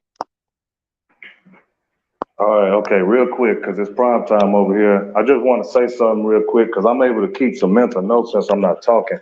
Um, One thing Brother Matt brought out that I think is an error, he's saying that if you follow Tanakh, you follow the Greeks. That's erroneous. If we were following the Septuagint, we'd be following the Greeks, because the only difference is the order of the books and some of the words have been mistranslated. When they translated in the Greek, they Christianized some of the text. Okay, that's the only difference. So it's not like uh, uh, when you're talking about Tanakh, Tanakh is just an acronym. Let me say that because I don't want to talk too long. Tanakh is just an acronym. It doesn't mean a book. It doesn't mean like when we say the Bible, you can have a Buddhist Bible or whatever. It just means biblios. It just means a collection of books. But when we say the Bible, we know what we're talking about. When we say Tanakh, we're not necessarily talking about an actual book.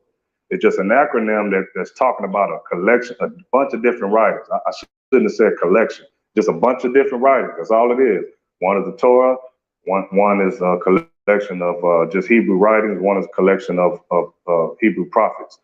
The major difference and the reason why, I think he brought this out, but without us driving this point home, you're going to be able to get all the audience off subject. The major difference is that one is a set of Hebrew text and one is a set of Greek text. And all the Greeks did was translate whatever Hebrew texts were available. There was no Enoch available. There was no Jubilees available. There was no, go on and on, Bel and the Dragon. None of that was available in Hebrew to translate.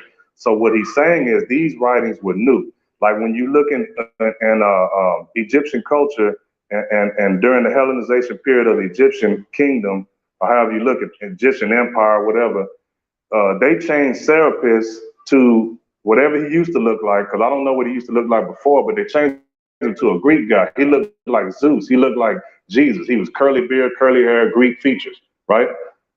Whoever was born after that change didn't know no better, unless their great grandparents said, man, that ain't Seraphis. Seraphis is supposed to look like a hawk or whatever, a cat or whatever.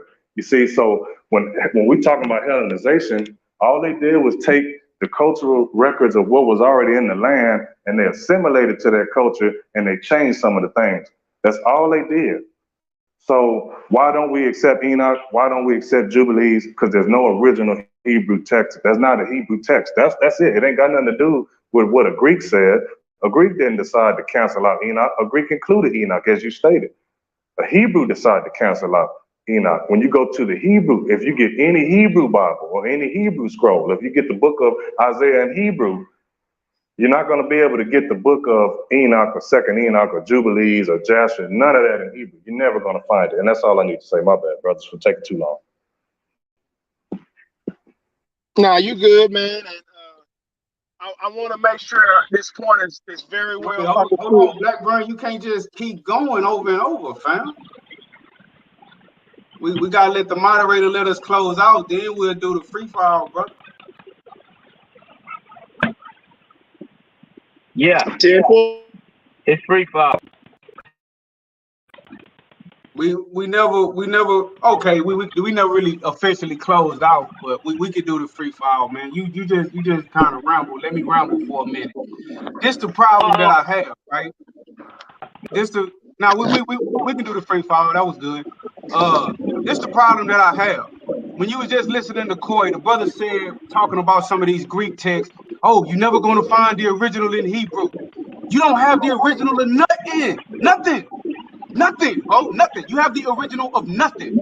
But when it's convenient, you say, oh, we don't have the original of Enoch. We don't have an original Hebrew of Enoch. We don't have an original Hebrew of Tobit. We don't have an original of Bel and the Dragon. You don't have an original of Genesis. You don't have an original of Exodus. You don't have an original of Leviticus, Numbers, Deuteronomy, Joshua, Judges, Ruth. You have an original of nothing. So if you want to tell me that it's unacceptable because you don't have no original, throw the whole Bible out. And this is what I want to say in that since it's the free fall. The man talking about, oh, we can smell the Greek because they talking about angels. We can smell the Greek. We can smell it. This is what the brother. This is crazy because they still want to go with that narrative.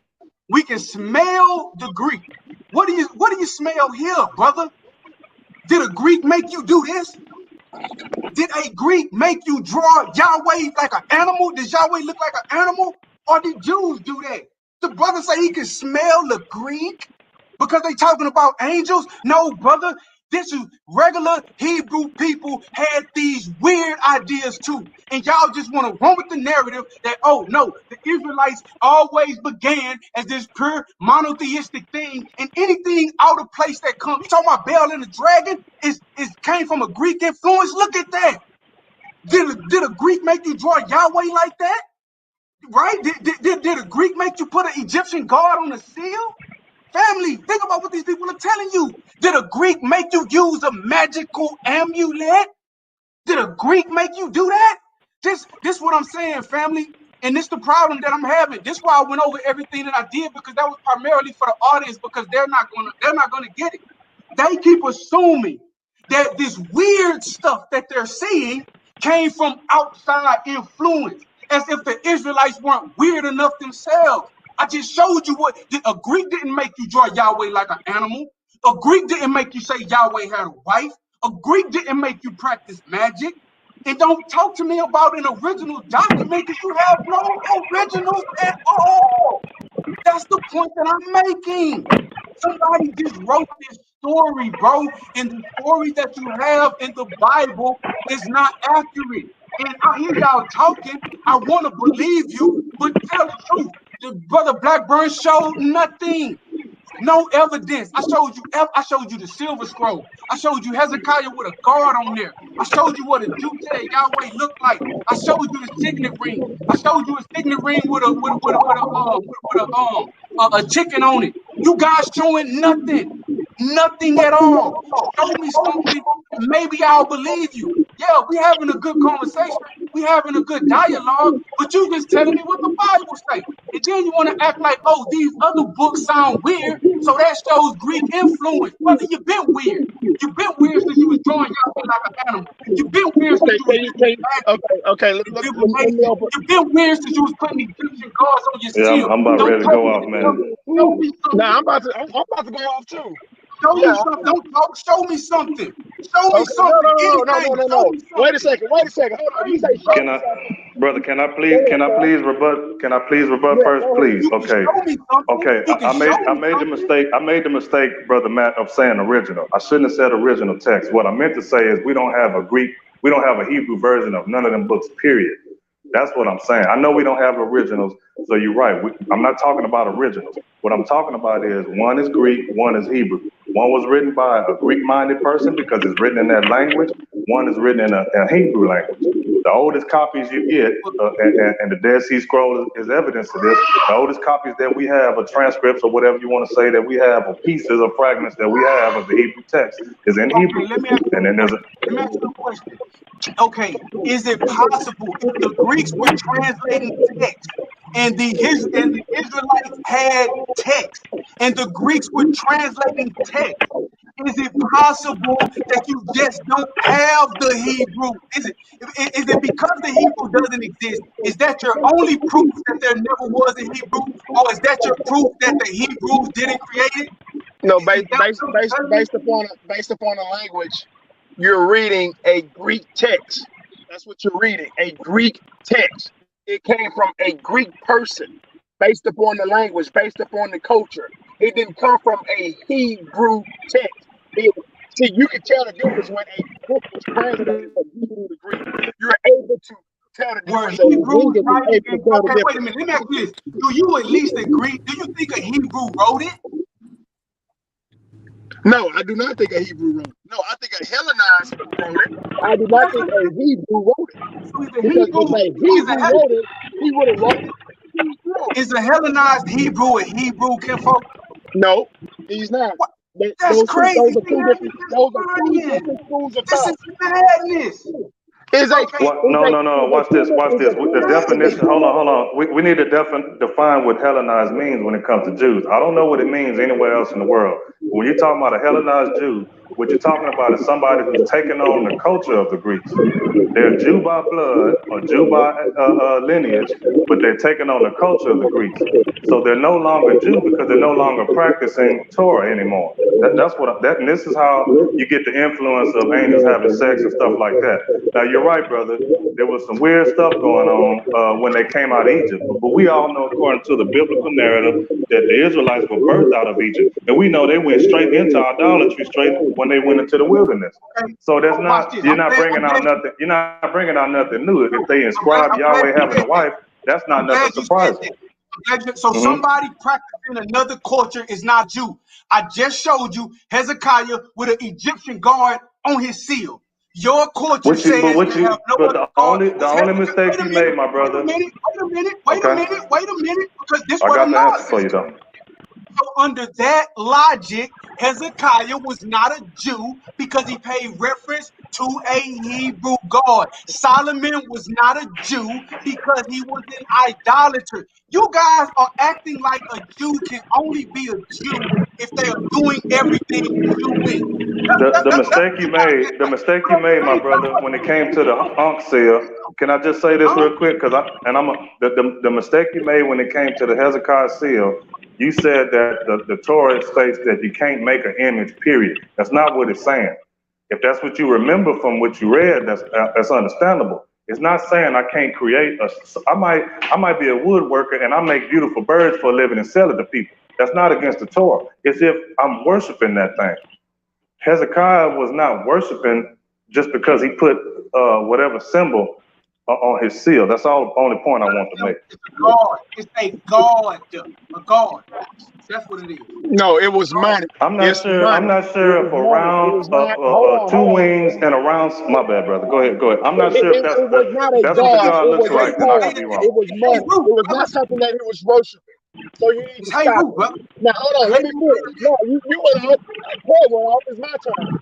First off, you showed a code. You showed something that they used to trade. You showed money. They got a pyramid on a dollar. Does that mean I'm worshiping a pyramid? No, it's just a symbol that's on a tool that we use to trade goods. Second off, you sit there and you talk about this picture of Yahweh. Find that in the book. From Genesis to Numbers, find that. Show me what page that's on. Just because somebody drew a picture does not mean that represented what these guys worship this person. Show me a community worshiping that picture. You can't do it. I want you bring up one artifact here, one artifact there. I want a community. Show me a community of these things. Show me people worshiping these things. Don't show me a picture. That means nothing. Ain't no different than a Greek man went into Canada and drew a picture of this hot guy with a Greek beard and a Greek robe on. It means nothing. That's just what that guy did. You sit up here talking about Yahweh. This is a picture of Yahweh, your God. That's not a picture of Yahweh, my God, because if you read the story, if you read the Tanakh, if you read the Torah, you won't find that picture nowhere. Just because an individual took it upon his own to draw that picture or make a reference to that picture, you won't find that picture nowhere. You showing me a picture means nothing. It ain't no different than me drawing the President Trump with a big swole cut up Arnold Schwarzenegger body. That doesn't exist. But they draw it. They make those pictures. So me showing you archaeological. So me showing you archaeological evidence means nothing. Just so the only thing you showed me that Yahweh existed. That's what you showed me, that the concept of Yahweh existed. No, I'm saying so me showing you archaeological evidence means nothing to you. It means that somebody, individual made that archaeological artifact. That's what that means. That does not mean that that was the God. Who does the artifact say is depicted on the artifact? The artifact says the artifact, not facts, not with an S. The artifact. Who does the artifact say, brother? It says that it's Yahweh. Okay. So you gotta. So listen. So you have a physical, tangible artifact. What I'm showing you is Israelites depicted Yahweh as an animal. Show me as an animal. Why do I have to show you that? No. Hold on. Let me finish. Why do I have to show you that? It's like an artifact. That's crazy, man. No, I'm asking you to show me that artifact. Show me that Israelites made that artifact. Show me that Israelites with an S. Show me that community made that artifact. You can't. If you want to ask me to draw a picture of Okay, God's wait a face, minute, I'm wait a gonna minute, draw. wait a minute, No, wait a let minute. me finish. I heard you. If No, you I ask heard me to you. draw I a heard picture of you. I God's want to get face, you on the record. Let me get you on the record. Wait, let me get you on the record so I can decapitate you, brother. Because I'm tired of you. No, let me ask you a question. I'm gonna show you. You said it. I'm gonna show you. Let me ask you a question. Let me ask you a question, Blackburn. Let me ask you a question. Who made it if it wasn't Israelite? no.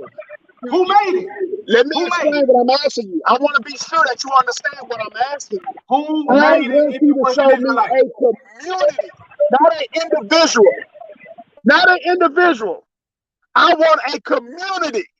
I want you to show me a community made that and built that and constructed that and worshiped that. Wait a minute. Wait a minute. Wait a minute. Now, see, audience. I want to talk to the audience for just a second. This is how crazy it get, right? I present an artifact that was found where these guys say they are. These specialists, right? These specialists, the experts, says that on it is written in Hebrew, Yahweh and his Asherah. This is what the evidence says. And now this brother tells me, before he shows any evidence to the contrary, that he wants me to show more evidence. No, I've already brought evidence that the Israelites created that, and it is written on in Hebrew, and it's called, and they say Yahweh and his Asherah. They name it, and the scholars agree with me. So what I need you to do is what you haven't done at all tonight. I'm the only one showing evidence. You show me that Israelites didn't make it. You show me who made it. Because I I didn't just presented the evidence. listen You very show me they carefully. didn't do it, brother. Listen very God carefully damn, to it's what crazy. listen very carefully to what I said. I was very precise. Uh, uh, You showed this me is an simple. This is simple, artifact. brother. Watch this. Watch this. Watch this. Watch this. This is real simple. From my research, now I could be wrong. The audience needs to fact check me. From my research, this was a group of people called the Yahwists. The Yahwists. Notice they didn't say Yahwehists. They said Yahwists. And why did it sound like they shortened the name of the Hebrew God down? Because when you look on the artifacts, I believe it's got 3 letters. And we know that the name of the Hebrew God is what's called the Tetragrammaton. It's 4 Hebrew letters. Everybody argues about how it's pronounced, but it's definitely 4 letters. So when you look at these artifacts from these people, okay, here I come. They are called Yahwehs because it's Yod, Hey, and Wav. That's the name of that God, which is not the name of the God of the Hebrews. And not only that, like I told you, give me a community worshiping that depiction of Yahweh. And Coy just made a great point.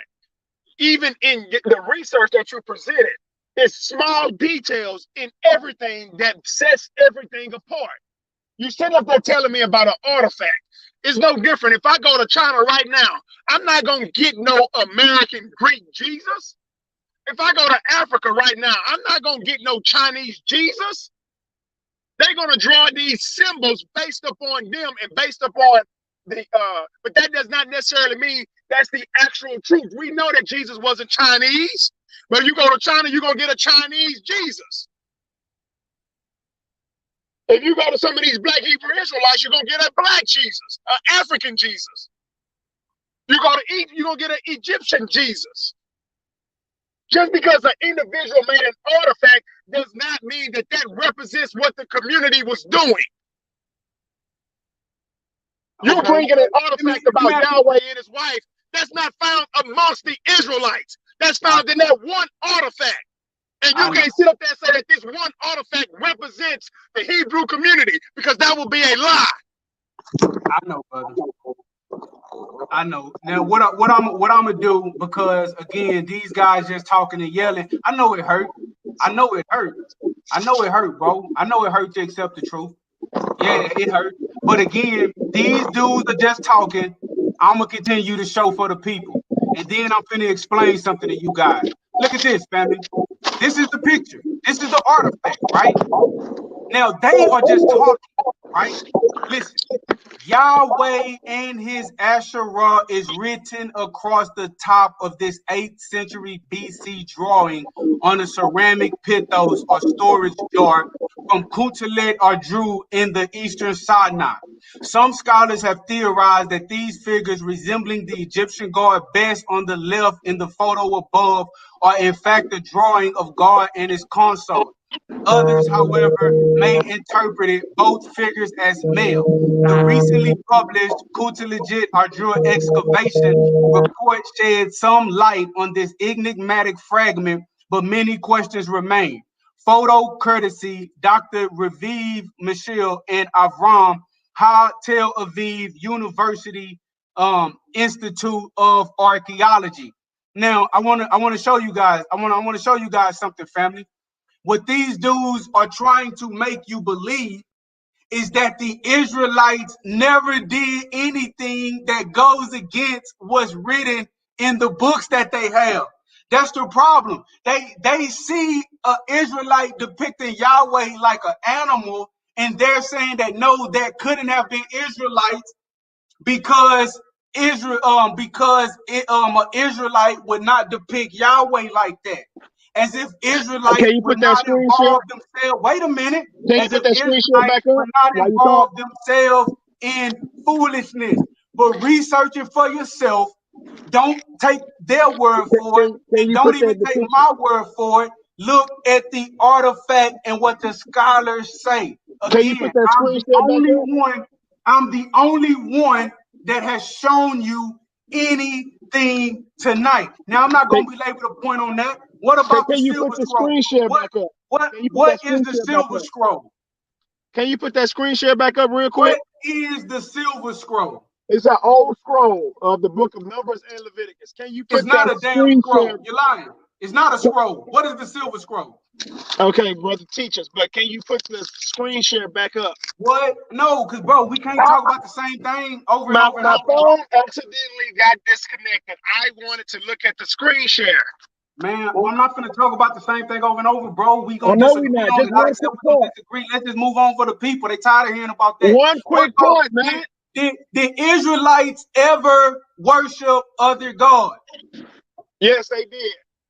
So if you find an image of Israelites worshiping other gods, would you agree that Israelites did that, or would you disagree? Yeah, I agree that Israelites worship other gods. Did Israelites practice magic? I'm pretty sure they did. So what's the silver? So the silver scroll is evidence of Israelites practicing magic, correct? Okay. I'm asking you. Yes.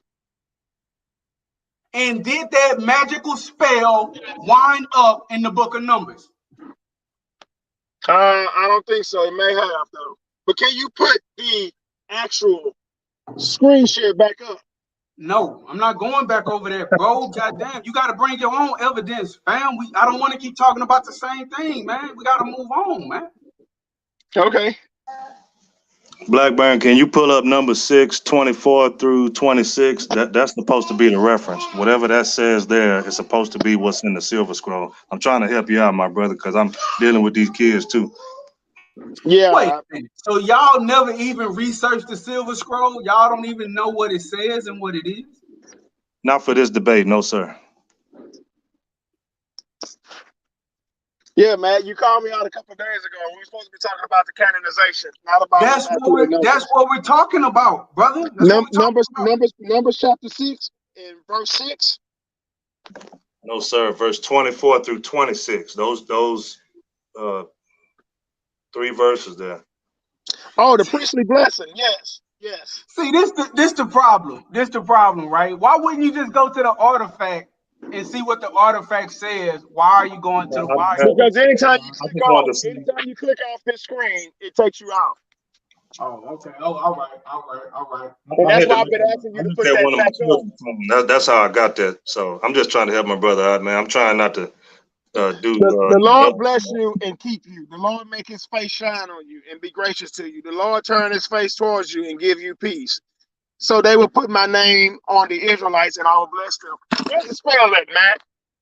What? Where's the spell at? Brother, if you're only reading the Bible, you will never get it.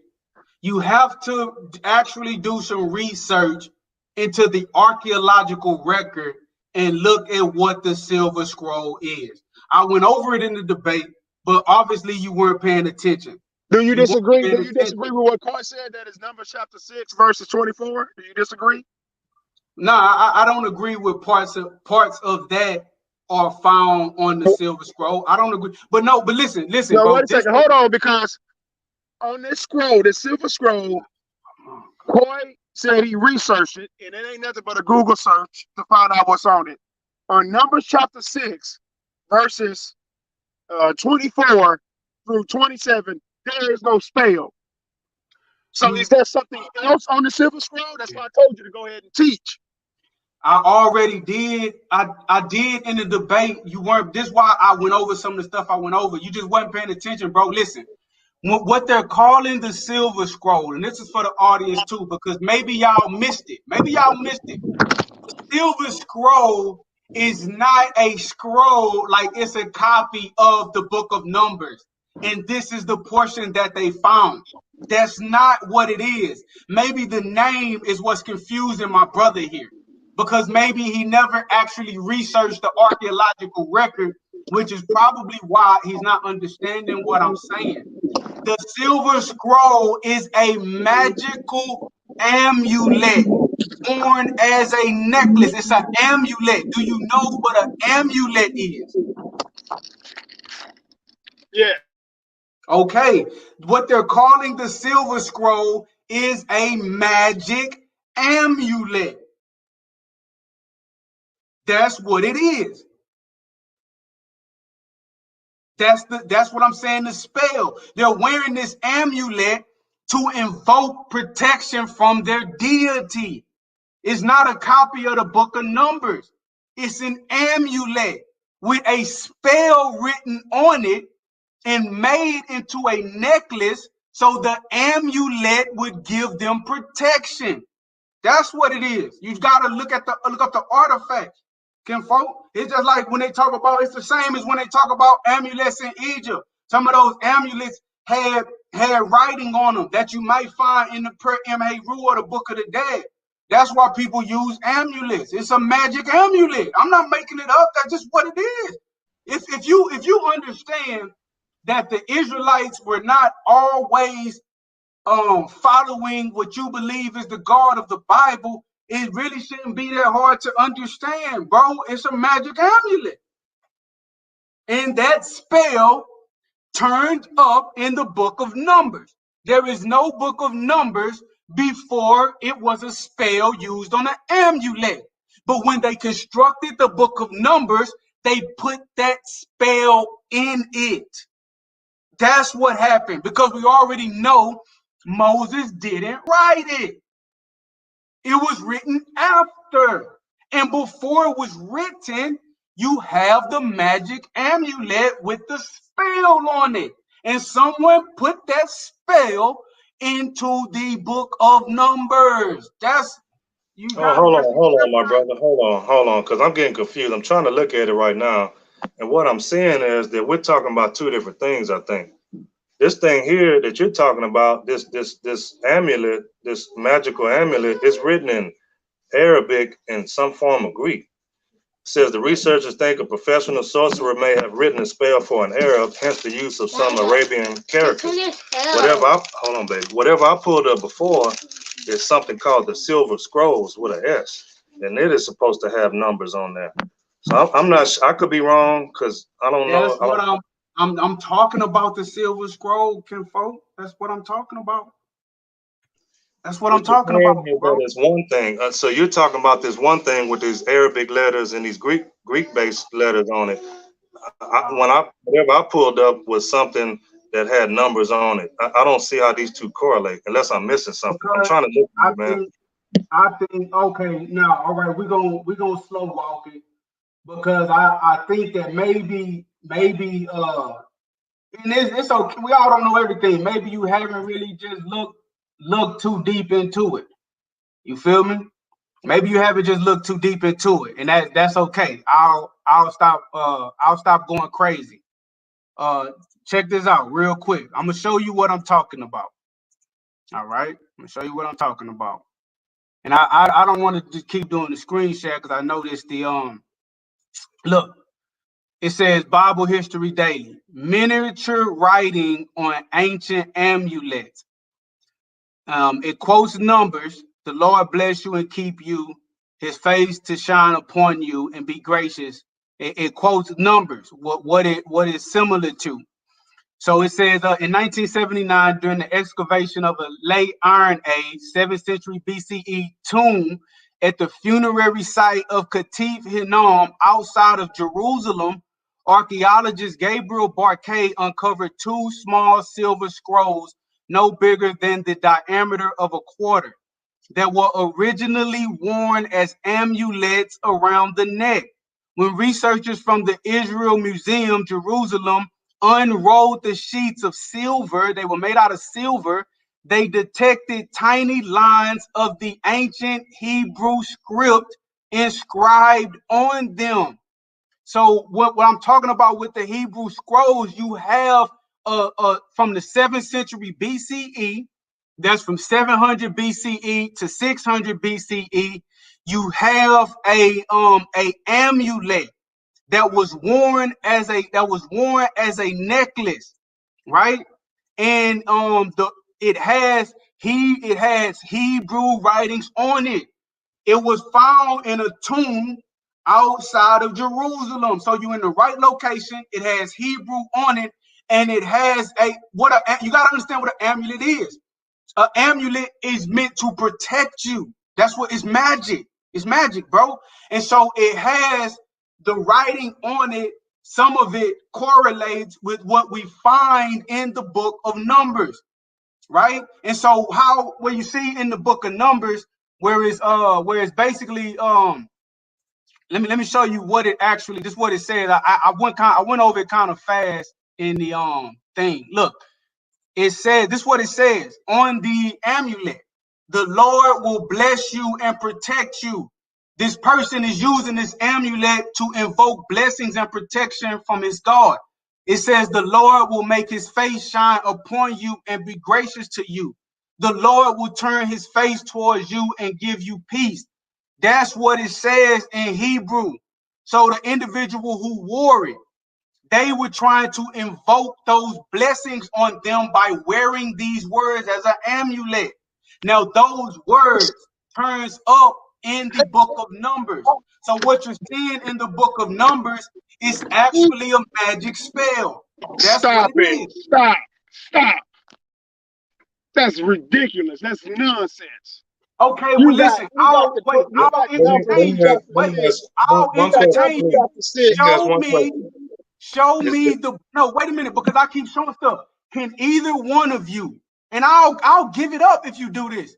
Can either one of you show me the book of Numbers with that written on it that predates the use of that phraseology on a magic amulet? Can any one of you show it to me?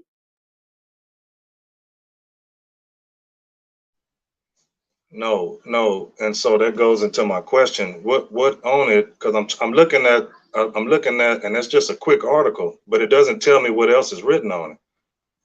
What else is on The there? amulet, the definition of amulet is That's something all that's that's written used. on it, Coy. It's not a scroll like a Torah scroll.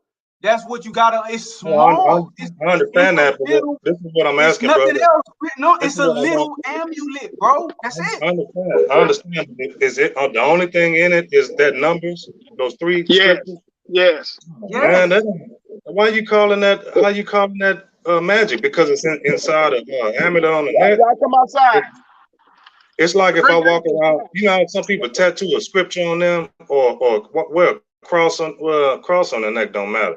But the Jews to this day, I'm just saying the Orthodox Jews, I don't agree with this, but they took the Torah literally when it said to keep it about your on your hand and on your forehead. So what they do is they put a little scroll of the Ten Commandments in a little box and you see it tied around their forehead. It's the same thing. Are you saying that's magic?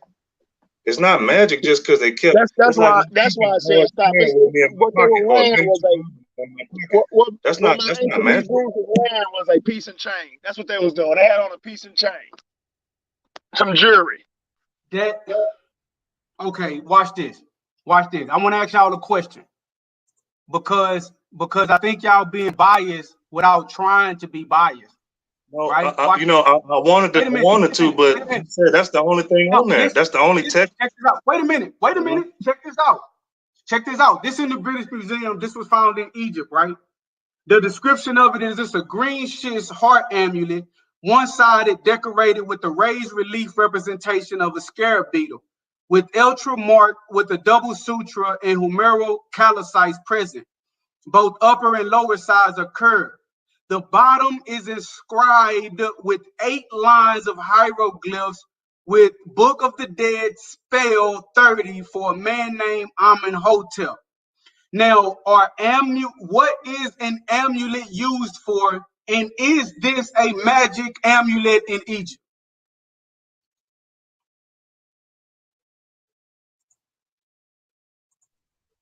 Okay, hold on. You said, is that a magic amulet? Whatever you Yeah, show me with some Egyptian spells on it. If it have yeah. Egyptian spells, then yes, because I don't think there's a Hebrew word for amulet. I don't think there's a concept of amulet as far. I mean, now you got people, mediums, people that deal with spirits and folks from the dead and all that, but you don't have folks walking around wearing amulets and amulets doing anything. Not in the Hebraic culture. So if that's I if that's the just definition showed of it amulet, to you. Okay, show me whatever you're saying that it is. Show me the scholars agreeing with you. agreeing with me on what? Me saying that Whatever just you're because saying, you have I'm the saying, Aaronic blessing, just because the I'm Aaronic blessing saying is it's. hanging around your neck, you are doing witchcraft? Is that what I'm you not. want me to show? No, I'm saying that it's an amulet, right? Now I know we're gonna disagree. I'm saying it's an amulet, Okay, right? okay, I will agree. I No, I have to showed. agree because if an amulet is supposed to invoke a God's blessing or God's protection, then boom, that's what it is. You're right. It's an amulet. That's what I'm saying, brother. That's what I'm Okay, saying. you're right. You're right. I'm just saying it's not when you say for like magical space. I don't know. I guess if you're an outsider, yeah, you could look at it like, what is that you got? Oh, this is the Aaronic blessing. Oh, what is that crazy thing? Oh, this is for my God to bless me, blah blah. Okay, yeah, you can Let look me ask at it you like, this. Did any Israelites ever practice magic, bro? yes, sir. You know the answer. That's yes. So okay, This is okay. hold on, So and that's this what I wanted to wait, say wait a minute, earlier wait a about minute, the wait a law. minute, wait a Can minute, I wait a say this minute. one So real quick? I'm not Okay. wait, bro, listen. So if you know that Israelite people at certain points in their history practice magic, and I show you a magic amulet. Why are you fighting so hard against it? I'm not saying Because that you the didn't show Torah me a tells you to magic practice amulet. magic. I'm saying you agree that Israelites practice magic, and I'm showing you evidence of Israelites practice magic. I don't even understand why you guys are fighting against the evidence. I don't get it. The only reason I'm fighting against it, brother, is because if I'm not mistaken, you said this amulet only, which is a piece of jewelry in my mind, only contained the few scriptures of numbers, the Aaronic blessing, the priestly blessing. That's So all it you telling me if a guy contains. decides to wear scriptures, then he's practicing magic? That's ridiculous. If you are trying to, We go if to you're Johnny wearing Dang it, and wait, put if and you're put the wearing Aaronic it blessing on a with the piece and chain. idea, wait, if you're wearing it with the idea that the amulet and what is written on it will invoke protection from a god, yes, that is magic. Yes. If If you're wearing if it with the idea, so Show me now where we're he's saying invoking we know protection. why Show the me. person has it on their neck. We know why they wore it. They wore it because they thought in and of itself, no matter how they were living, it was a protection piece for them. I don't know. I can't get into the mind of the wearer of that jewelry. But I know they didn't put anything magical in there. Everything they put in there came out of the scripture. So I don't see how it's anything got to do with witchcraft. That's all I'm saying. I didn't, bro, and see that's the problem. That's the problem. For one, I don't really think that you guys really understood what I was talking about the silver scroll. So sometimes you just got to say, let me do more research into that. If you know that the Israelites practice artifact that I'm saying, hey, this is proof of what you already believe, that some Israelites practice magic. Maybe the best thing to do would just be to go research it But before you argue with me about it. Because that's I don't even get why Proof of Israelites you would keeping argue magic. against it. because what you What prove with better, that what better amulet is proof that than that Israelites Jesus ruled was jewelry. coming? That's what you That was prove. better proof. Because that What was a am I little. doing? What? You prove that Israelites had jewelry during that time. That's all you prove. An amulet. Call it an amulet, brother. That's what it is. Simple. Okay, now watch this. Again, I'm gonna ask this question again because I want the audience to hear this. They would have you believe that the book of Numbers existed and somebody wrote portions of the book of Numbers onto the amulet. I'm proposing that what's on the amulet existed first, and what was later written into the book of Numbers included that magic spell. Y'all call it a priestly blessing, but that if somebody says that they can bless you, and when you see that in other cultures, y'all call it magic all day long. But if you can bless me with an amulet, it's magic. I don't care how you cut it or how you slice it. Now, the question now becomes, can you show me the book of Numbers before the amulet? Because if the amulet came first, then it's a magic spell in the book of Numbers. If the book of Numbers came first, then it's a scripture on the amulet. So what came first is important. So if you can't show the book of Numbers, then that's a magic spell inside the book of Numbers.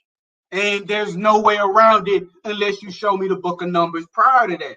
And if you agree that Israelites practice magic again, okay, wait a minute. If you agree that Israelites practice magic, how do you think you would see that in the archaeological record? Do you not think that you would see magic item used for magic? What do you think you would see?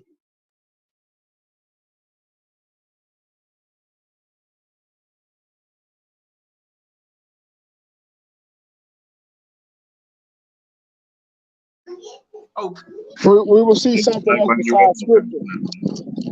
We will see huh? something else besides scripture. That's all you have shown was just a whole set of scriptures.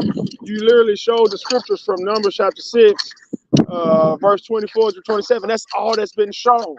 All Show that me piece the of book of jewelry. Numbers before that. Prove it.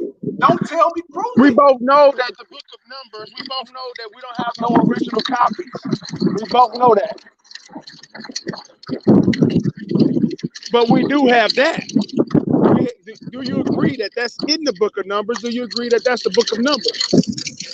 No, I don't agree that it's the book of Numbers, but I do agree that that Can you find spell that is somewhere? Can you found find in that the book of somewhere else? Numbers.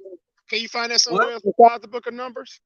What? No, listen to me Can you again, find brother. that saying somewhere else besides the book of Numbers is the question.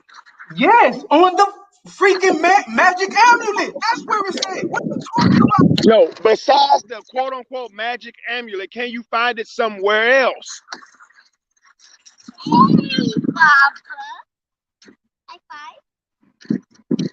Do you have it written somewhere else? It's written on the magic amulet, dude. So, in other Come words, on, Blackburn. so You wait a can't second, be. hold on.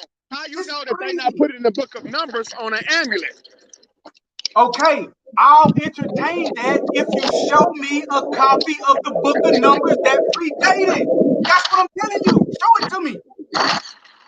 So, wait a second. We both know that there's no original copies of the book of Numbers, right? We both agree to that, correct? What? We both agree that there's no original copy of the book of Numbers, correct? Yes, I agree that Okay. there is no book of Numbers that predates the magic amulet. Now we find the book of. Do you believe that amulet got put into the book of Numbers?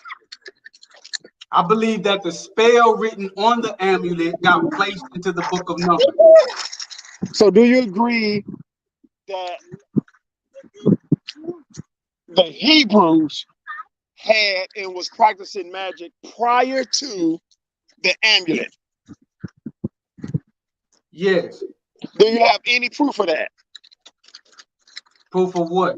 That the Hebrews was practicing magic prior to the book, prior to the amulet. For them to create the amulet, they have to be practicing magic at that time, brother. So what, again, is the amulet is a piece of jewelry, and that is called a priestly blessing. I want to know what other things do you have besides the book of Numbers chapter 6 that the Hebrews was involved in regards to practicing magic? Because all you gave me was a piece of jewelry that you call an amulet that has Numbers chapter 6 on there.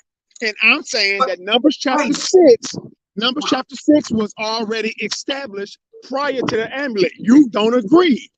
So you're saying it was magic. Can you show me anything else other than the amulet in Numbers chapter 6 where you got Hebrews practicing magic? Here's the problem with that.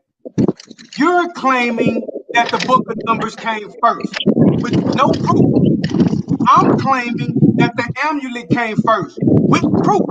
And now you're telling me, oh, you showed me magic prior to the book of Numbers.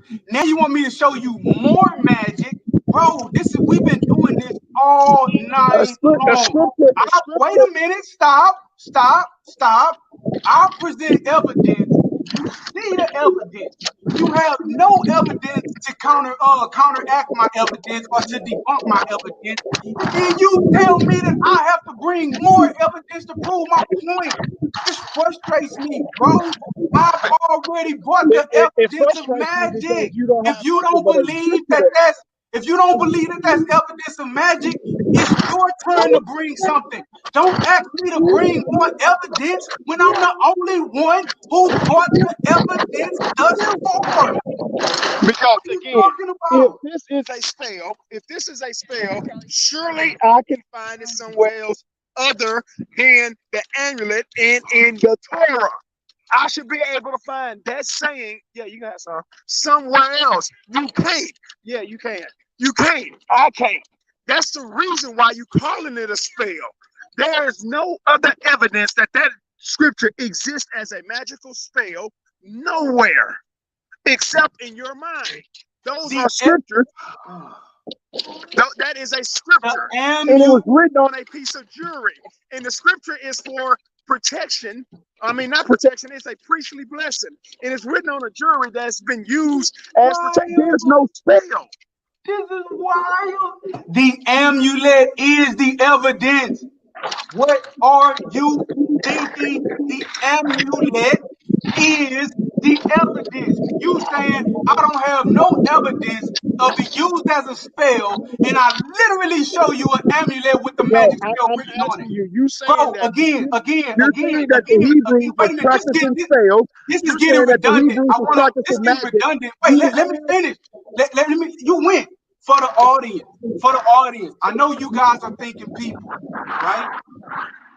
I'm saying that there is a spell included in the book of Numbers.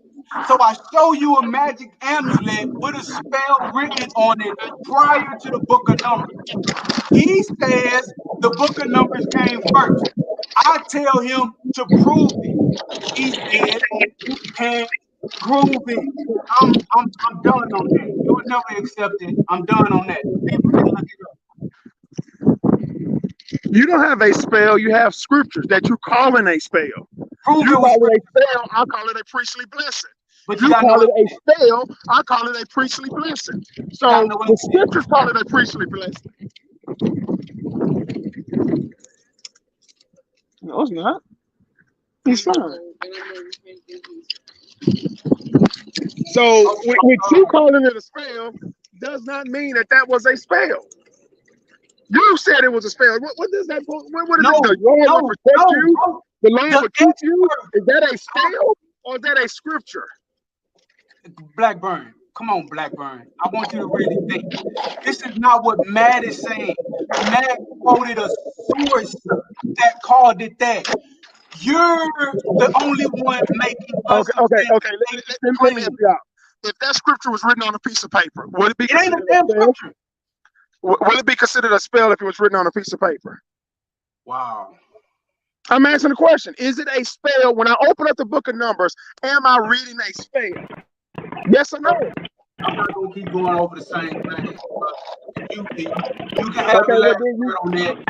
The people see and the people understand that I'm the only one that brought anything to prove his point. So whatever, bro. That's gonna get me a headache. Rick, you want to chime in on anything, brother? I see you just jump back in. And I've been I lost out probably the last 3 minutes. But nah, I can't chime in, bro, because I've been going out, man. Okay. I'm trying to stay in combo, but I'm just not hearing you clearly. I'm driving. All right. Blackburn, since you admitted that the Greeks were the first ones to canonize the text, do you think that the Greeks canonizing the text was of God or not? I don't think it was in violation of anything. Do you think it was of God or not? I don't think God told them to canonize the text, and I don't think that God disapproved of the canonization of the text. I just think it was something that they done. I don't think it was in violation of anything, and I don't think God told them to do it. Dead. All right. We've been on here for about 2.5 hours, so we're gonna go around and we're gonna let everybody just say their last closing remarks, and then I'm gonna go ahead and end this one. I do understand. Oh no, Blackburn, since it was me and you in the debate, you could just take a couple minutes, just go ahead and close out. Then we'll go to Ricky, then we'll go to Coy, and then I'm gonna end the show. We might be back on later if we want to talk about something. Well, again, I appreciate the discussions. As you can see throughout the debate, I got a little busy. However, you came with some very great information. I hope you guys take my information, your information, and put it to the test and research it. I am very excited to be doing this with you, Matt. I really want your platform to grow and get bigger and get larger. You put a lot of research and energy into what you're discussing. And with that being said, don't forget that he literally came with this a few days ago. And obviously, as he said in his little Facebook video, he's been preparing for it. So keep this in mind. When Matt calls you out, you got to be prepared. You can freestyle some things, you can go off the wind on some things, but you got to be prepared. All right, Coy, you got anything, Coy? You want to close out real quick, brother? Yes, sir. The only thing I want to drive home is just that, regardless of, it seems like a blow to say the Greeks canonized the text, but the only thing they did was take what's available and mix match some words, mistranslate a few words here and there. But it's not like we don't have the Hebrew, not originals, but it's not like we don't have the Hebrew versions, let me say, to verify what is Hebraic and what ain't. We can see the difference right there in our own Bible, even if we just want to look at it in English. That's all I want to say. It's not much of a big deal that somebody came along and did a translation and put all the scrolls into one book. It's a big deal if somebody wants to look at texts that came after the period of Hebrew writing and wants to say that these texts are just as valid to the Hebrew culture as the ones that are written in the Hebrew language. That's my only point. And Peace and love to everybody. I want to add something real quick. I was just putting my kids away, but let me add this in regards to the debate. The canonization of the text is a very good topic to deal with. You, Matt, me and you both agreed that it came from the Greeks and not the Hebrews. If you're not in the Hebraic culture, if you're not studied in the culture, if you're not researching the culture, then you will just look at this text as being one big book created by Hebrews and Jews. And it's obvious not the case. It's a lot of details that we wasn't able to discuss that goes into this particular topic. And I most definitely want to deal with the existence of Moses and Abraham and these different places and what that piece of trash Fickenstein came up with and at another time in another debate. But we both have conceded, we both agree that ancient Kemet, not recent Greek Kemet, ancient Kemet, dealt with and had a dealing with ancient Israelites. No matter how you try to shake it, they were around prior to Hezekiah. They was around prior to King David. And I don't need no Bible or no Hebrew text to prove it. Your Kemetic walls prove it. What they forgot to erase, your Kemetic walls prove it. So with it being proven with just your Kemetic walls, we already know that we have an ancient Israelite community. And I wanted to end with that. Okay, Ricky, you want to close out real quick, bro? Yeah, man. I like the discussion we had, man. I think it was great. Everybody brought out some really good information, man.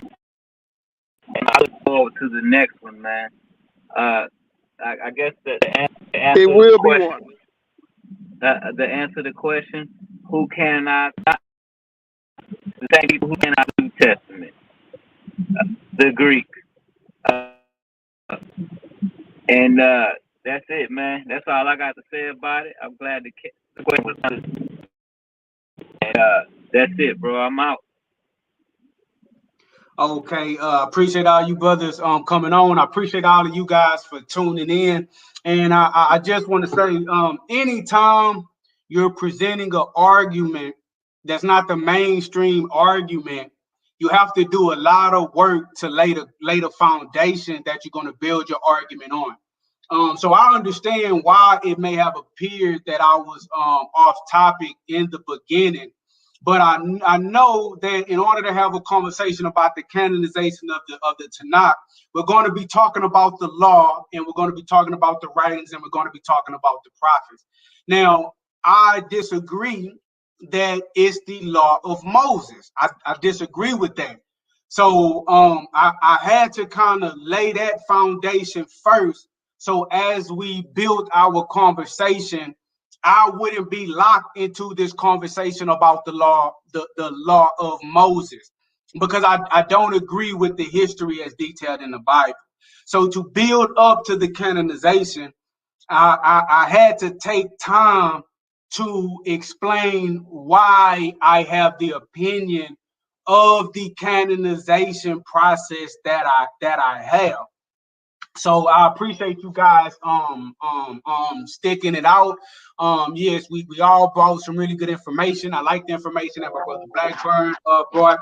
I like the information that my brother Coy chimed in with. No one person knows everything.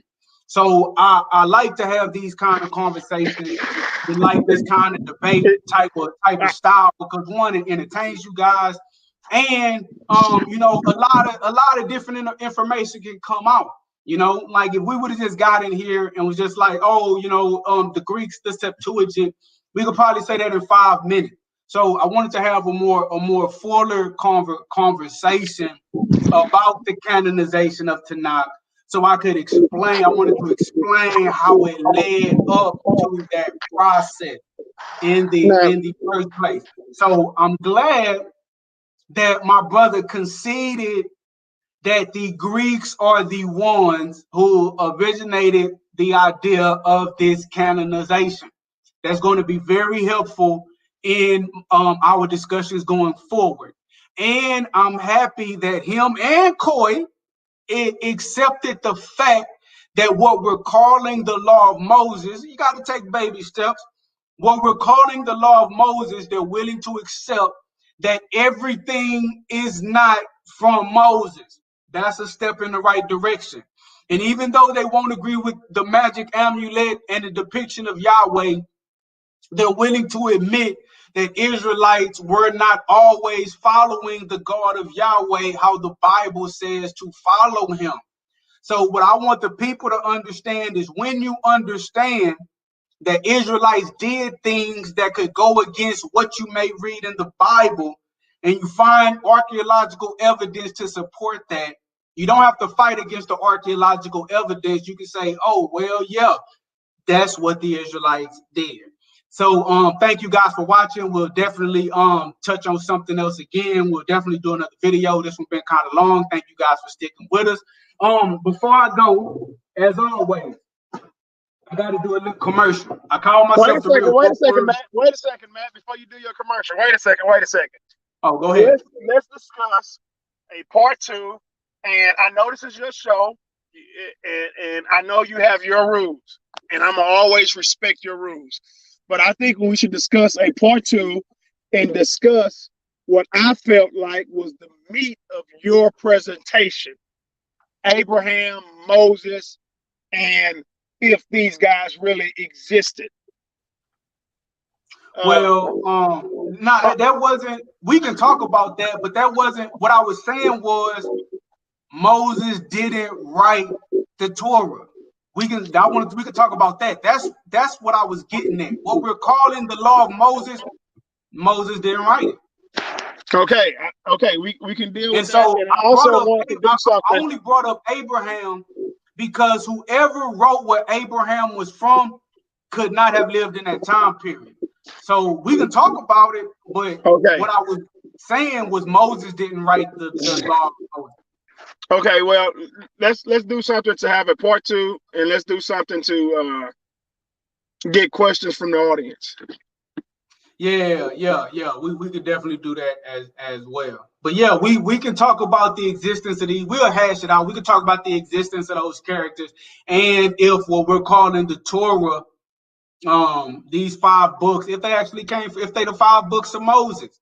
I emphatically say no. So if you say yes, then I think we can have a good discussion about that.